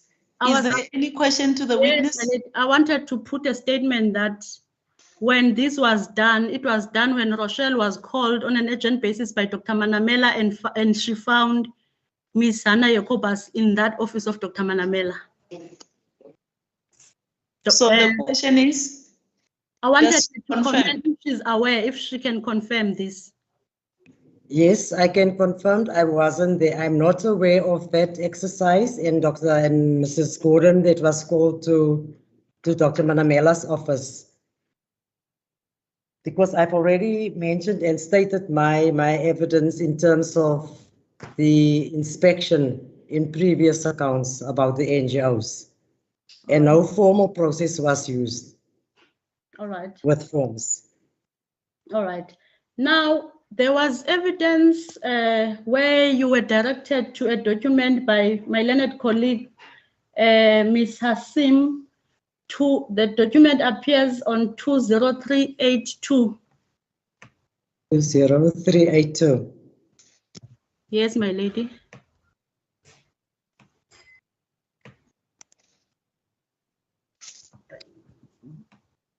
My lady, I see. you remember Okay. that we went through this scheduled inspection report yesterday, I think yesterday morning.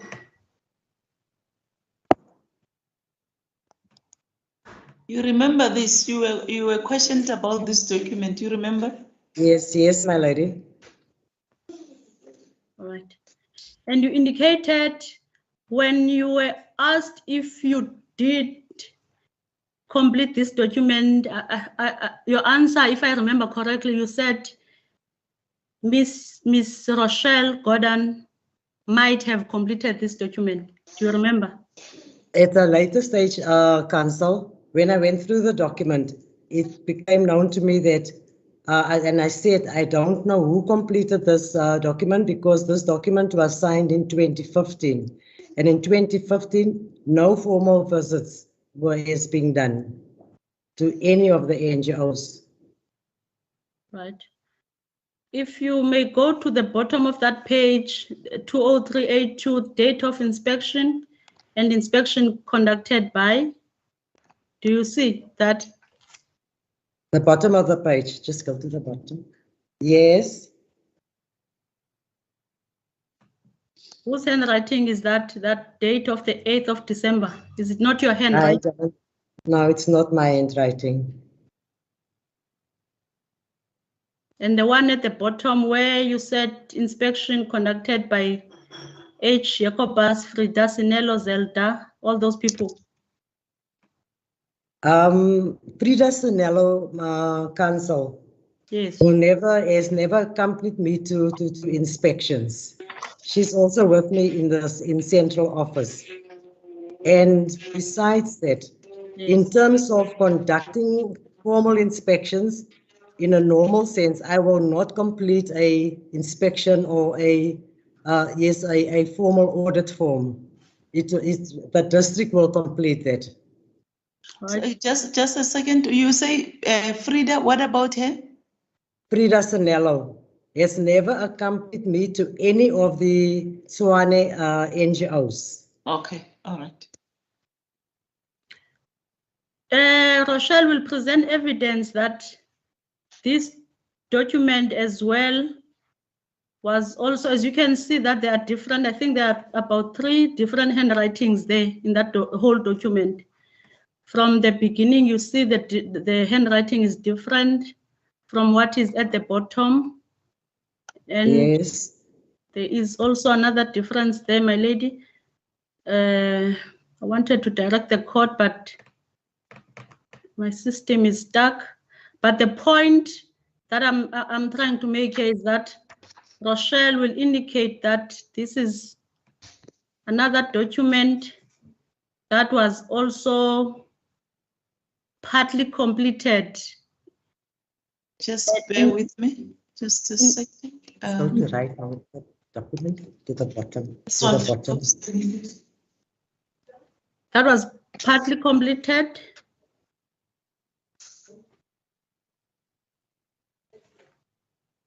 I'm listening, Council.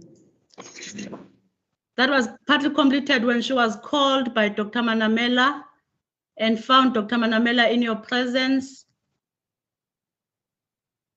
And she is of the view that that handwriting at the bottom is yours and the other two handwritings she's not aware.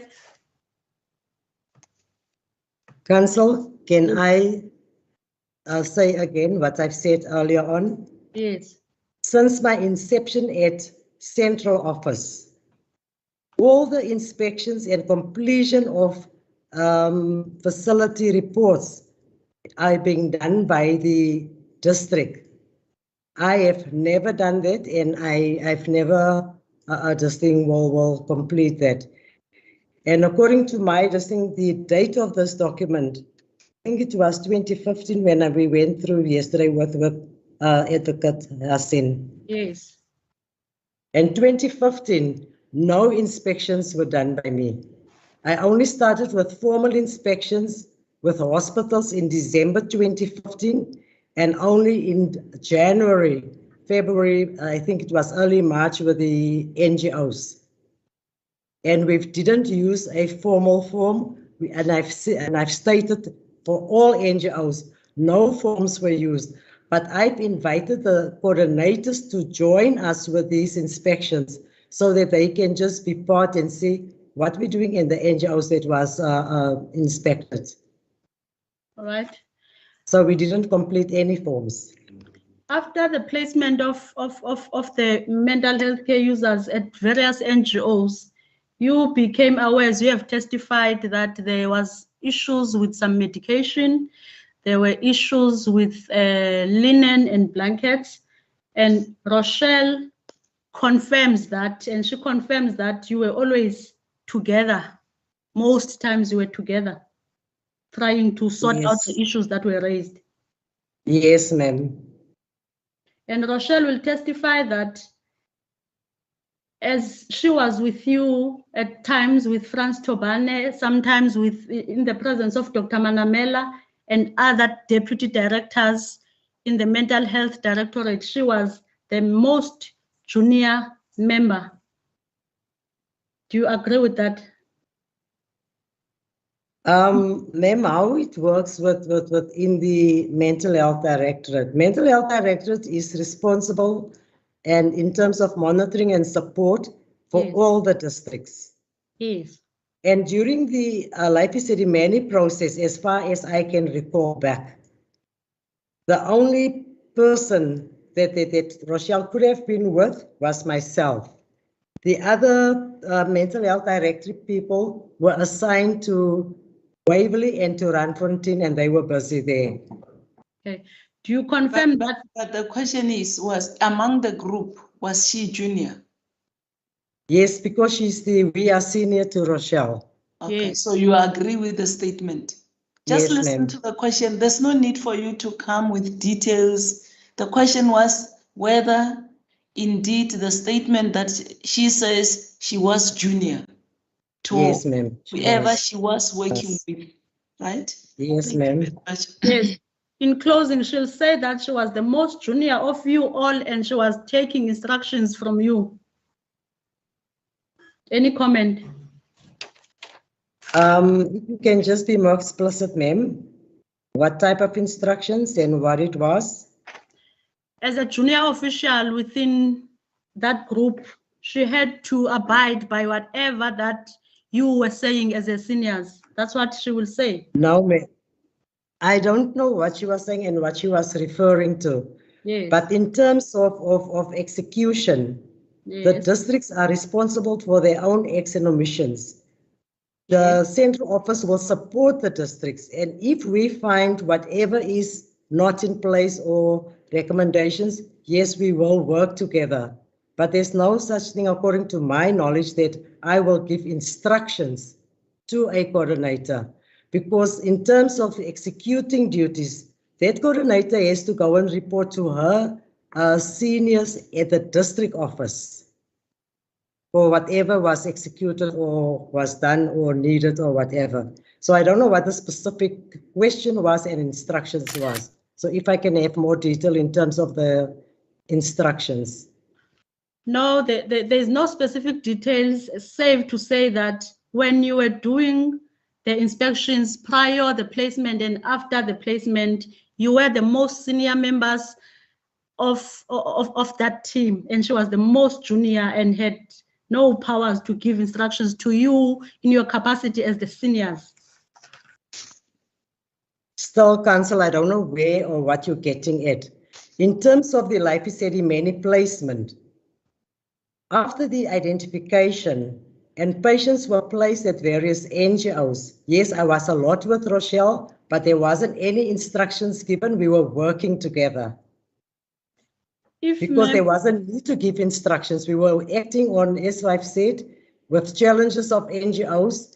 We sorted out the medication simultaneously and in a team, because I also called Mr. Lahau, because remember, I'm not working and responsible for Tshwane district.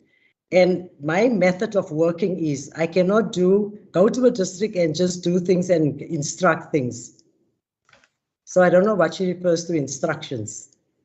If ma'am, you would just stop anticipating what I will be getting at and answer the questions would be very far in this proceeding.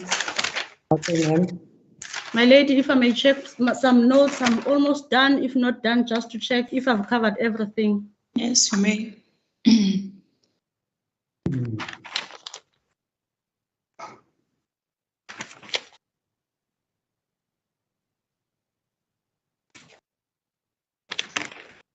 My lady, those are my questions for this witness. Thank you, my lady. Thank you. Miss Mboweni, is that you now? There is a Miss Maite. Did she say she has questions? Yes, the lady. Oh. I do have a few questions for the witness. Okay. So it's you. It's you. Dr. Linkwani. Okay. Continue. Good afternoon, Mrs. Jacobus. Good afternoon, Council. I'm representing Dr. Sophie Linkwani in these proceedings, so my questions are going to be limited just to her. Okay? Just raise your voice, please. May it please you, my lady. It has been your evidence over the last couple of days, Mrs. Jacobus, that you were not in charge of the placement, but that you only dealt with the assessment of the readiness of the NGO. That's correct? Yes, ma'am. Now, in respect of determining the readiness, you have said quite a bit about the assessments that you have done and how you got to that to determine whether a certain NGO is ready or not. Now, once you have determined that an NGO is ready, how would you communicate? Firstly, who would you communicate the readiness of such NGO to? In terms of our division at central office that Dr. Manamela has divided us into. Myself and Mr. Tobani for the NGOs, Dr. Lankwane and Zanello for Waverley, and Ms. Mashile and Zanello for Rand West. And the instruction from Dr. Manamela in terms of the report back for the assessment of the NGOs on that same day. That is why I said we went back afterwards to each NGO. The first day of the readiness measuring with the engineers, it was reported to Dr. Manamela by Mr. Tobane. So for those people who were tasked with placement of the MHC users, in order for them to determine whether a particular NGO would be ready on a particular day to receive those users, they would get this information from Dr. Manamela. Is that my understanding of your evidence? No, it's not my evidence, ma'am. What I've said, my evidence is we were engaged with the readiness. And with the checking of the readiness, the first time were the engineers, where the specific NAPEDs were measured. Dr. Manamela said that we should report back that same time. I must report, I must tell Mr. Tobane, and he will inform her. So you told Mr. Franz Tobani, Mr. Franz Tobani told Dr. Manamela. Yes, that was only the first day in terms of the bed spaces and all that. Myself and Mr. Tobani, after that, would go back to the NGOs to go and assess the place, the beds, has it been placed like that?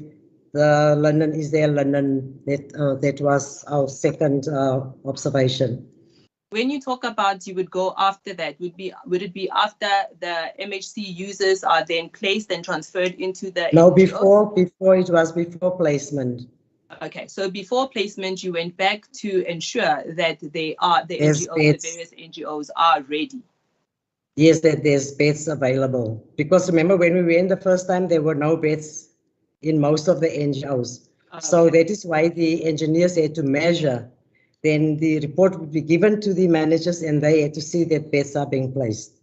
Okay, so now you've determined that there are X number of beds at the NGO X. Who do you give that information to? Ma'am, as I've stated, I gave to Mr. Tobane and he was informing Dr. Manamela. Okay. The evidence of Dr. Sophie Lingwani would be that they would obtain the number of beds as well as the criteria of the NGOs from either yourself or Mr. Tobani or Dr. Manamela prior to placement of the MHC users. Would you like to comment on that? I'll comment on that. In terms of criteria, or yes, the criteria list, there wasn't done a full criteria. The NGO specification was by the managers.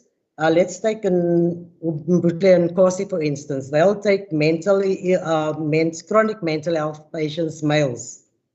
And when the measuring was done, it was 20. So that information was given over to Dr. Manamela. In terms of placement, I had no communication with the other two teams. So I did not give over the amount of patients that needed to be placed or which NGO. You just gave it to Franz Tobani, am I correct? Yes, that was our initial visits. And the initial communication was through, I've said, because when we were together, myself and Mr. Tobani, and then I'll tell because we'll see, and he'll also see exactly what I'm seeing, and then he will notify Dr. Manamela, we have done in Kosi, and 20 beds will be available, and they need chronic mental health care males. Shama was 20, and they've requested males also. Anchor was, because of the Kalafong measurement that was done with the engineers prior, was 150 for intellectual disabled users. Precious Angels 1, the house that we've inspected was for 25 intellectual disabled. And firstly for Kalafong, Kalafong. Ms. Jacobus, thank you very much for that extra information. Now, this very information that you have just mentioned now, unsolicited, is information that was solely within your knowledge and France's knowledge. Am I correct? This is not information that those who are at Waverley and Randfontein would have. Am I correct? Yes. In other words, to just ask again, what about Randfontein? Those task members and team members of the directorate who were placed at Randfontein for purposes of ensuring that the MHC users are transferred to the various NGOs. And like Dr. Nkwani, who was placed at Waverley, they would not have information about the number of beds and or criteria that either Buhle Nkosi or any of the NGOs and any of the hospitals would require. Am I correct? Ma'am, I can't still get to your question because both. Okay. Can you first listen to the question so that you can? We don't want these details. We just want to hear how you respond to the question. This criteria list, that is the question. The question relates to the criteria list. Yes. Is that Miss Maite? Yes, ma'am. Yes, continue with your question. Let me not interrupt you. May I please you. Dr. Sophie Lingwani is placed at Waverley. Dr. Sophie Lingwani would not have information on the number of beds that any particular NGO has, or the criteria for that particular NGO. Am I correct? I cannot say that, ma'am. I'm not aware whether she was aware or not. You just gave evidence that it was yourself and Mr. Franz Tobani who did You're Yes. not audible. I Yes. don't know whether it's me. Can your colleagues hear you? And I can see the witness is also struggling to hear you. Can you I'll hear try. you? Come again? Who's that? It's Neil Wessler. I'm just saying we can hear her clearly.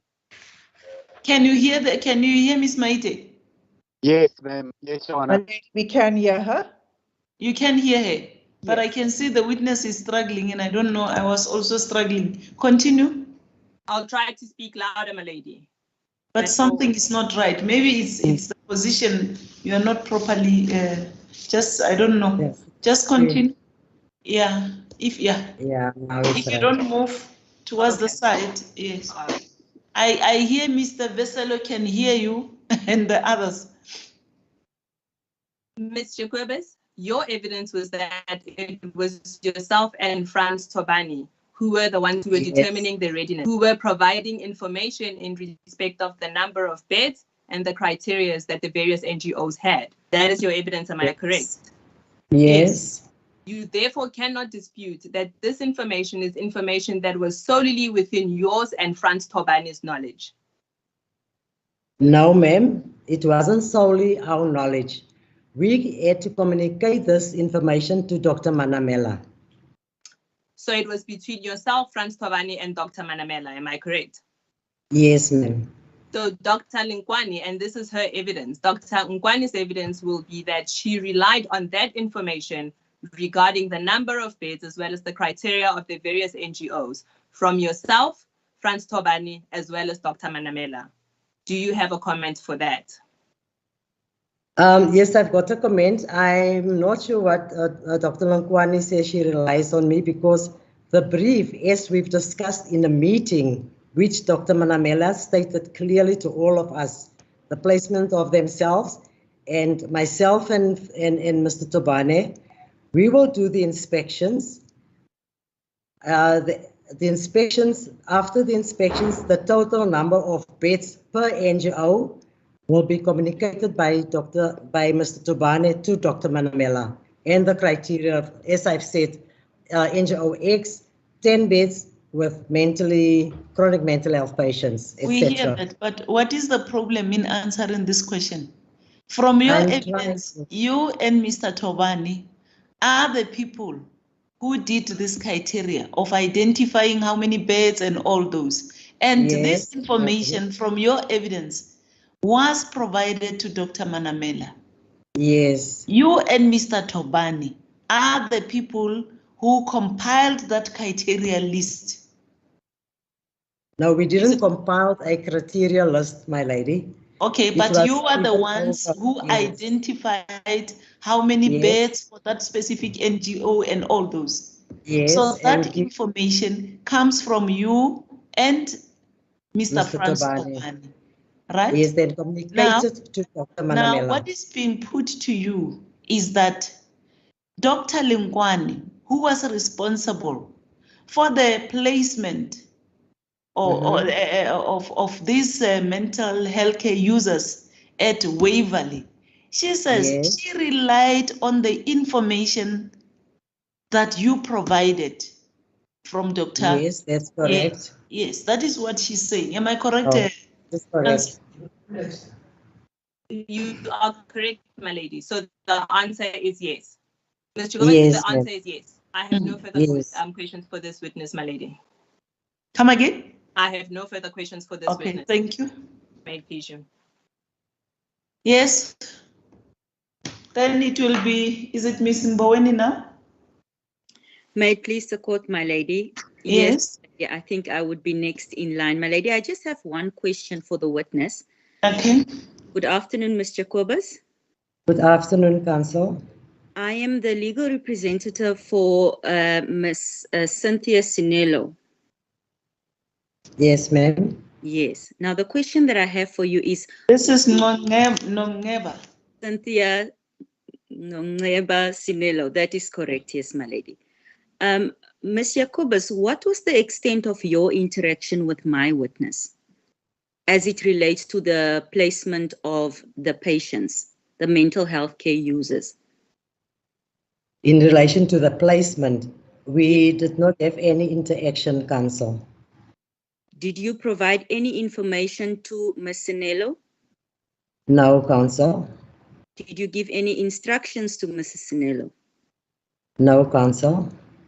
Thank you. Thank you so much. Those are the only questions that I have for this witness. Thank you.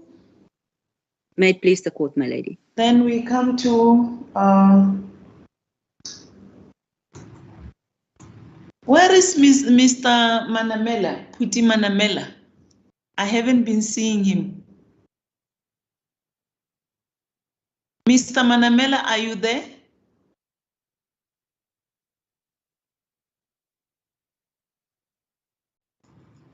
Can you check the roll call, Nelisa, if he was ever present in the course of the week? Okay, Judge, I'll just check now. Okay. If I may find out from Mr. Is it Diseto Maleba? This is your representative. Is he still on, according to us, he is still on record, he has not excused himself? Judge, according to my role, there's been question marks, which means that the Manamela attorneys haven't been present, Judge. Yes, and this happened also before we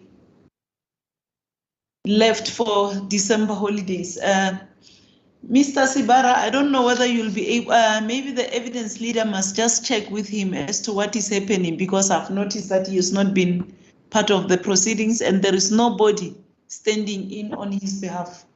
Mr. Profi.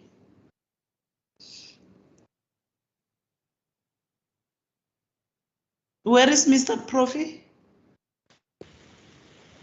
Can the court hear me, my lady? Are you ready to proceed? In the absence of Mr. Manamela? My lady, this stems from my question for my lady yesterday in respect of my question of whether I would remain to then go last. I asked that question on the basis that there's a final consultation to take place between myself and the representative for Ubushlebe Nkosi. So under the premise that my lady is saying I would be going last, I had then scheduled it for next. So how many of you would want to be last? I think there is a hand. Let me attend to I don't know whether it is your hand. No, my lady.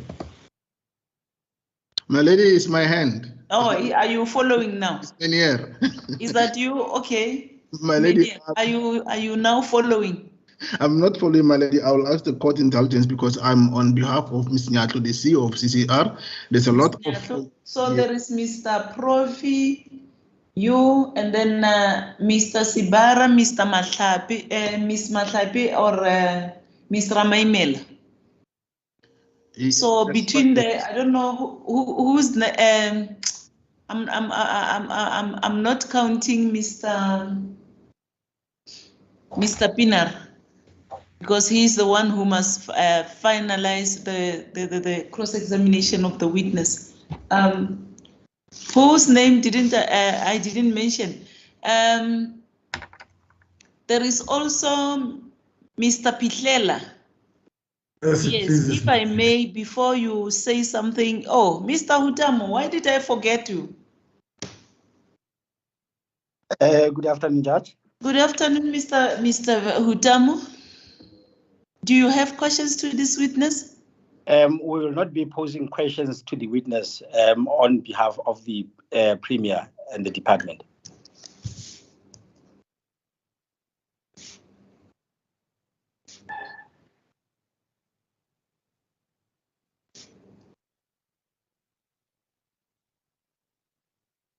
Thank you. Mr. Hasim, I'm going to request you that you include the name of Mr. Pitlela in the list or on the list. Yes, it pleases me, lady. I'll do so, my lady. Thank you very much. I saw a hand. Is that of Miss Marriott? Thank you, my lady. Advocate Light tried to phone Mr. Ditetsu. His phone is not being answered at this point in time. We do not have Mr. Who? Ditetsu, the witness that court also. Yes. Yes, but it's something that you can just check in the. It's fine. He will pursue that. He said so together with the representative, because I noted from the previous sittings that Mr. Manamela was not there. We do not have the contact number for the legal representative, Mr. Manamela, my lady. If someone can assist us with the contact number, we will follow that up. Yes, but you can only. Do you have the details of Disetso? Yes, my lady. Yes, he's not answering his phone. Okay, all right. That can assist, and I don't know, maybe from also the. I don't know whether the emails are not there also of the representative. How was he invited to join the meetings? I will see through pertaining to the emails, my lady, and send an email if we do have his email address. Okay, thank you very much. Yes, I just want us to agree now. We've got about how many council? I've counted the names of Mr. Sibara, Miss Mahlapi and Miss Ramaimela, Mr. Shabangu, Mr. Profi, and then there is also Mr. Pitlela. I don't know, you must just decide as to how you're going to follow each other, because almost all of you said you will come towards the end of the cross-examination. The lady? Yes. If I can. I had your concern. I know your concern. Yes. I was just saying, just before Mr. Shabangu spoke, I think you had said it will be Mr. Shabangu, Mr. Profi, Mr. Sibara. And no, I was just reading the names. Oh. So okay. I want you to agree as to who's going to come first, because Mr. Shabangu also asked for an indulgence, and then now it's Mr. Profi.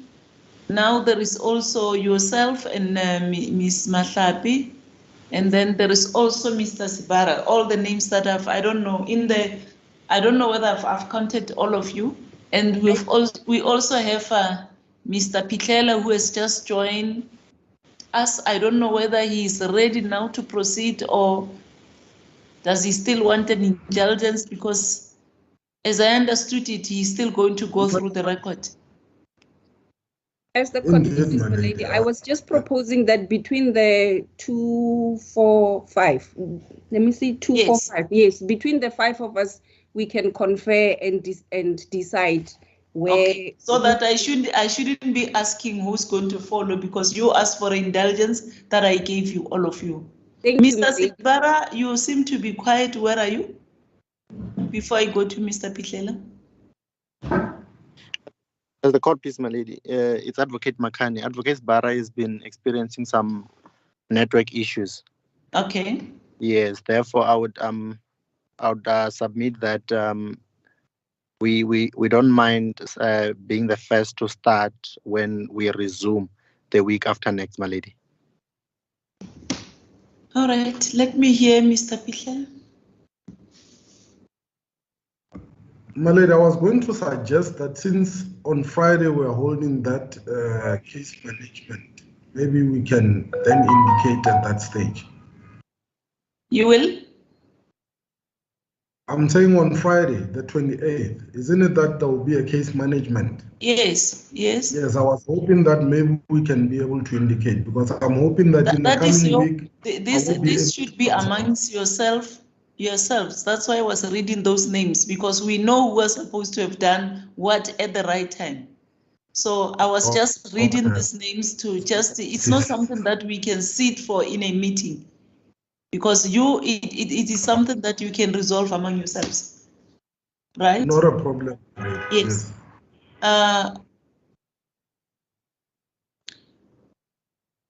So as I understand it, is there any one of you who's ready to proceed today, or given the time now, you would prefer to start when we resume week after next?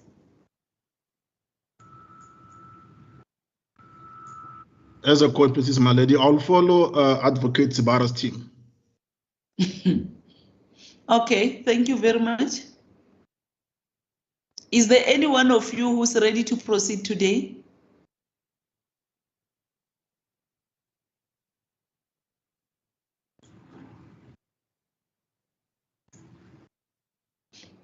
So no response. My lady, I don't think so. I don't think so. Yes, I mean, why should I be yes, alone? Mr. Prophet, what do you want to say? Thanks, ma'am.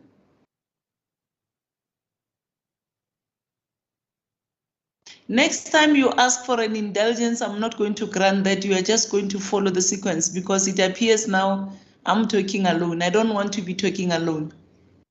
You know your responsibilities and what you want to do. Okay, you have just started now. I mean, you are not even part of this. I mean, I'm talking about the others. So I know that Mr. Sibara would talk to me. On that note, I'm going to adjourn these proceedings to what is the date? Monday the 31st. Monday the 31st, am I correct? 31st of January, my lady, of 2020.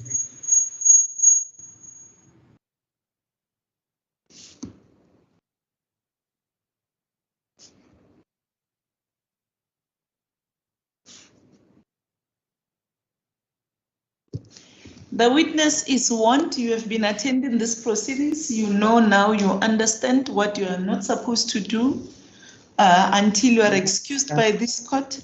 At this stage, we're going to adjourn these proceedings to Monday, the 31st of January 2022 at 10 o'clock. You are. Can I please talk alone now? Yeah, my volume. And finish, please. The witness is excused, and then I'm just reminding you of the meeting of the 28th. That is the case management meeting, where we will be discussing the issues of the issue of the further dates for the hearing of this inquest. Thank you very much. Thank you, my lady. As your ladyship pleases. May it please the court, my lady. As the court pleases, my lady. As the court pleases.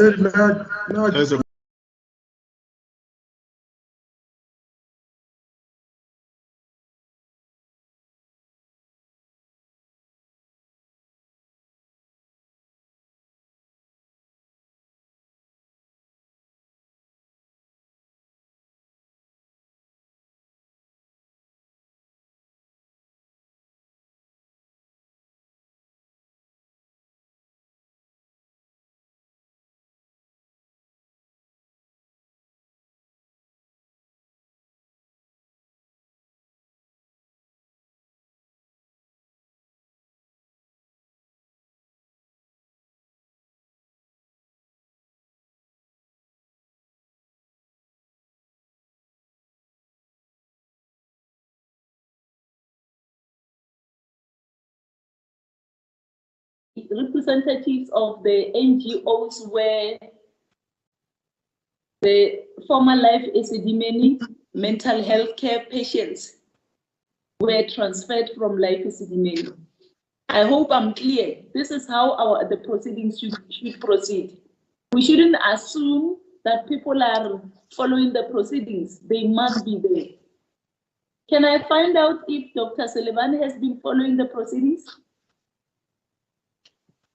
Mr. Wadley-Brunde?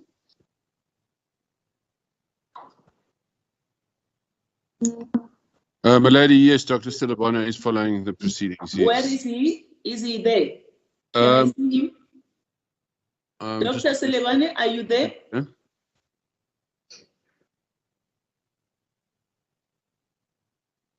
Well, lady, he has been following every day that we've Yes. been on. Can I see him now? So that, you know, Yes, we're not in the same location, so I'm just checking where he is right now. please check and verify. And then if he's there, he can just show his face or respond. All right, thank you, my lady. While you are doing that, the others, Tetani Matlangu.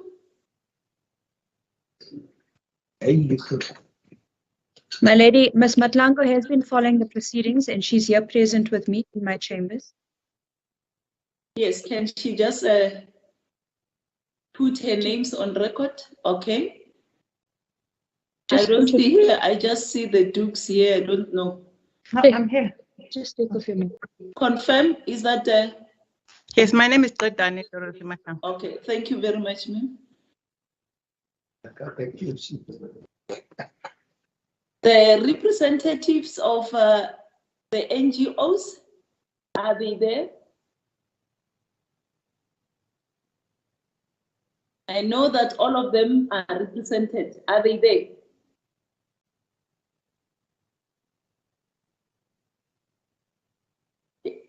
Am I seeing a hand somewhere? Yes, my lady. It was just it was me. I just wanted to make a correction of an error I did yesterday. Before we go there, we've not yet. You will do that while we start with the evidence. I just want to check whether people are there. I shouldn't assume. We are not in a proper courtroom where I can see that everybody is there. I don't want to be criticized at a later stage.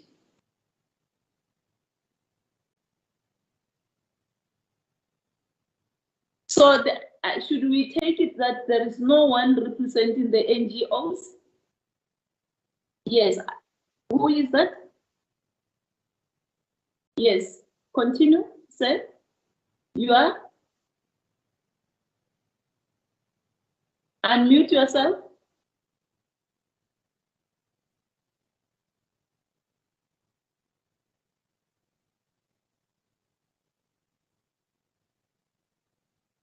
You have just muted, yes. Continue.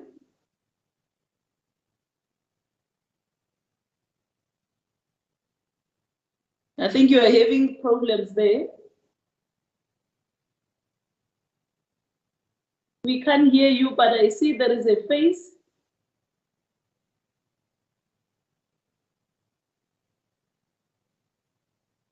Any other representatives of the NGOs?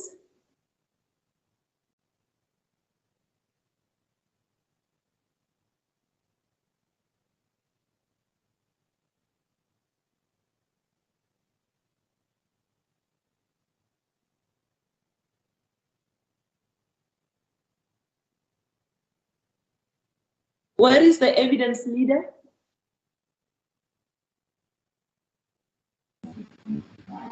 Morning, my lady. Yes, is Mr. Late present today, or is that you alone today? He is present. Mr. Late?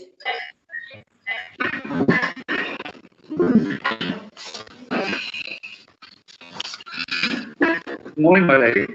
Good morning. Have all these representatives or the owners of the NGOs been notified? Sorry, my lady, I didn't hear the sound was off here. Can you just repeat yourself, please, my lady? Yes, I'm trying to find out whether these other people who could be implicated in these proceedings are there to listen to the evidence.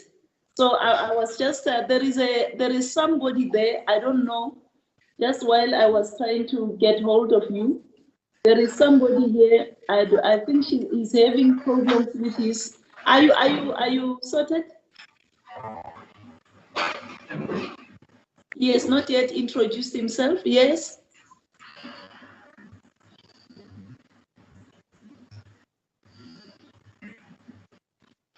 Please introduce yourself.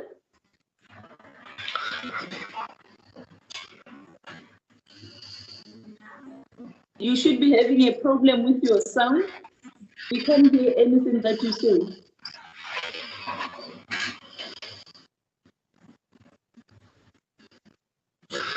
My lady, I saw the name Gerard Iman. I think he's one of the attorney firms with the for whom Mr. Audits appears in this matter, if I'm not mistaken. Come again? I can't hear you. I don't know what's the problem with your... The attorney's name that showed on my screen was Gerard Iman. And he's with that firm, I think it's RHK or RHK, the attorney's firm. It's an attorney's firm. I don't hear the name because I don't think you are audible enough there. My lady, Yes? Mr. Human is Ramsey Weber, Mr. Celebano's attorneys. Okay, but Celebano. there is somebody this side, I think he raised his hand while I started talking about the representatives of the NGOs. Yes. My lady, So- just to... Yes. Sorry, my lady, just to clarify, Dr. Celebano's image did appear on the screen. He wasn't very clear because he's got backlight behind him. I've suggested that they change that.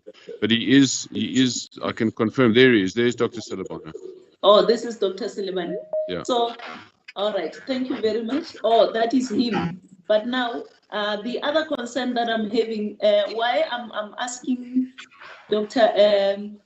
The evidence leader, Mr. Late, with regard to the representatives of the NGOs, have they been notified of these proceedings? Are they part Everybody has been notified, my lady.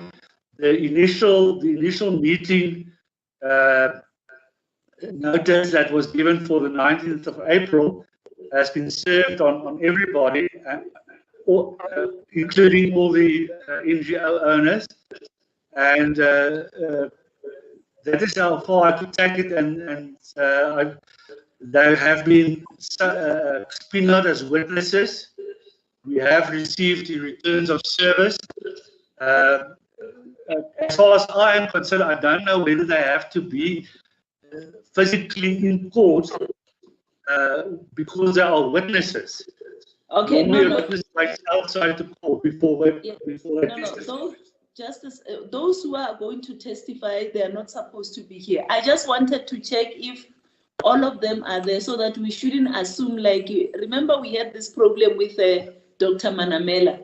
So I wanted to confirm that they are there. If they are going to be they have been informed of the inquest, they have been subpoenaed, and they are all witnesses. Okay, they are no, all on that's the fine. witnesses.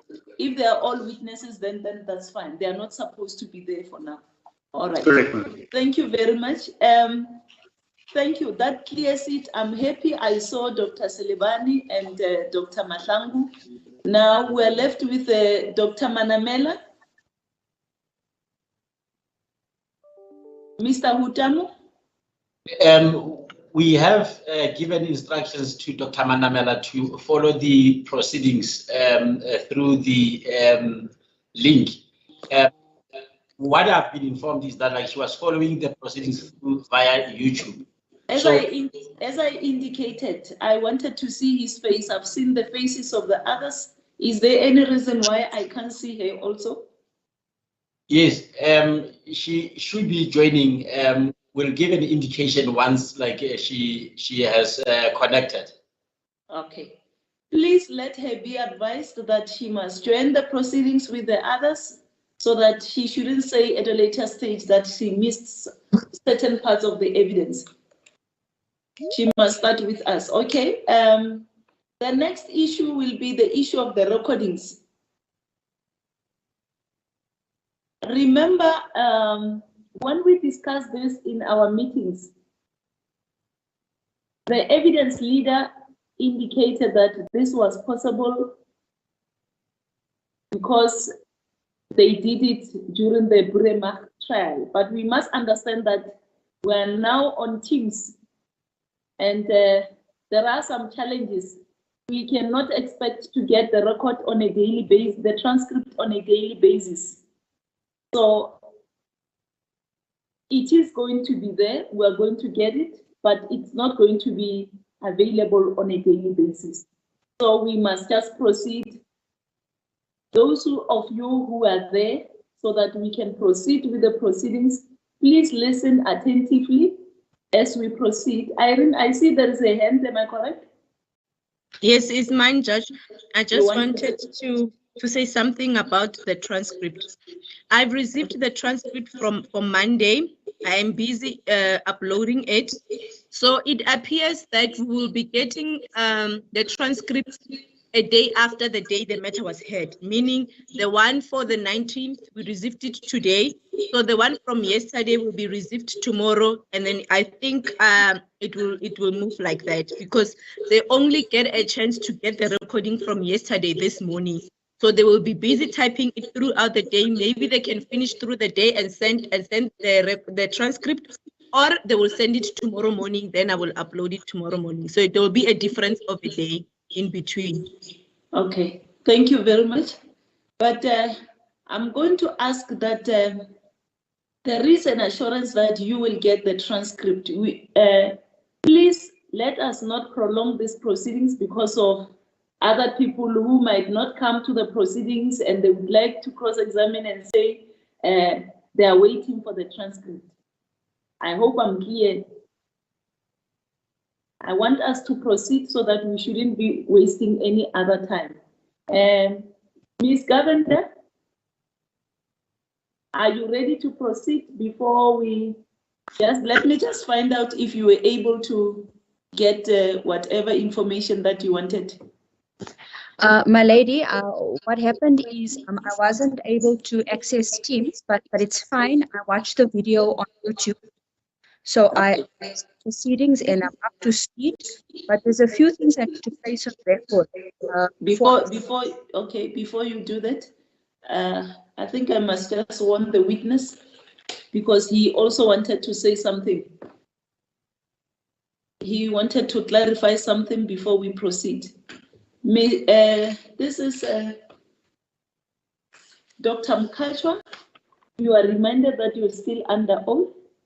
You indicated that you wanted to say something regarding your evidence yesterday. Yes, thank you so much, my lady. Good morning to you. I just wanted to correct, there was a question around a consultation with the NPA. I recall that I had a meeting with the advocate late. I just wanted to clarify that matter. Come again? You corrected? I was correcting, there was a question I was asked if I had a consultation with the NPA. Yes. And my answer was no. I recall I had a meeting with the advocate Lee together with my attorney. So I just wanted to correct that. Thank you.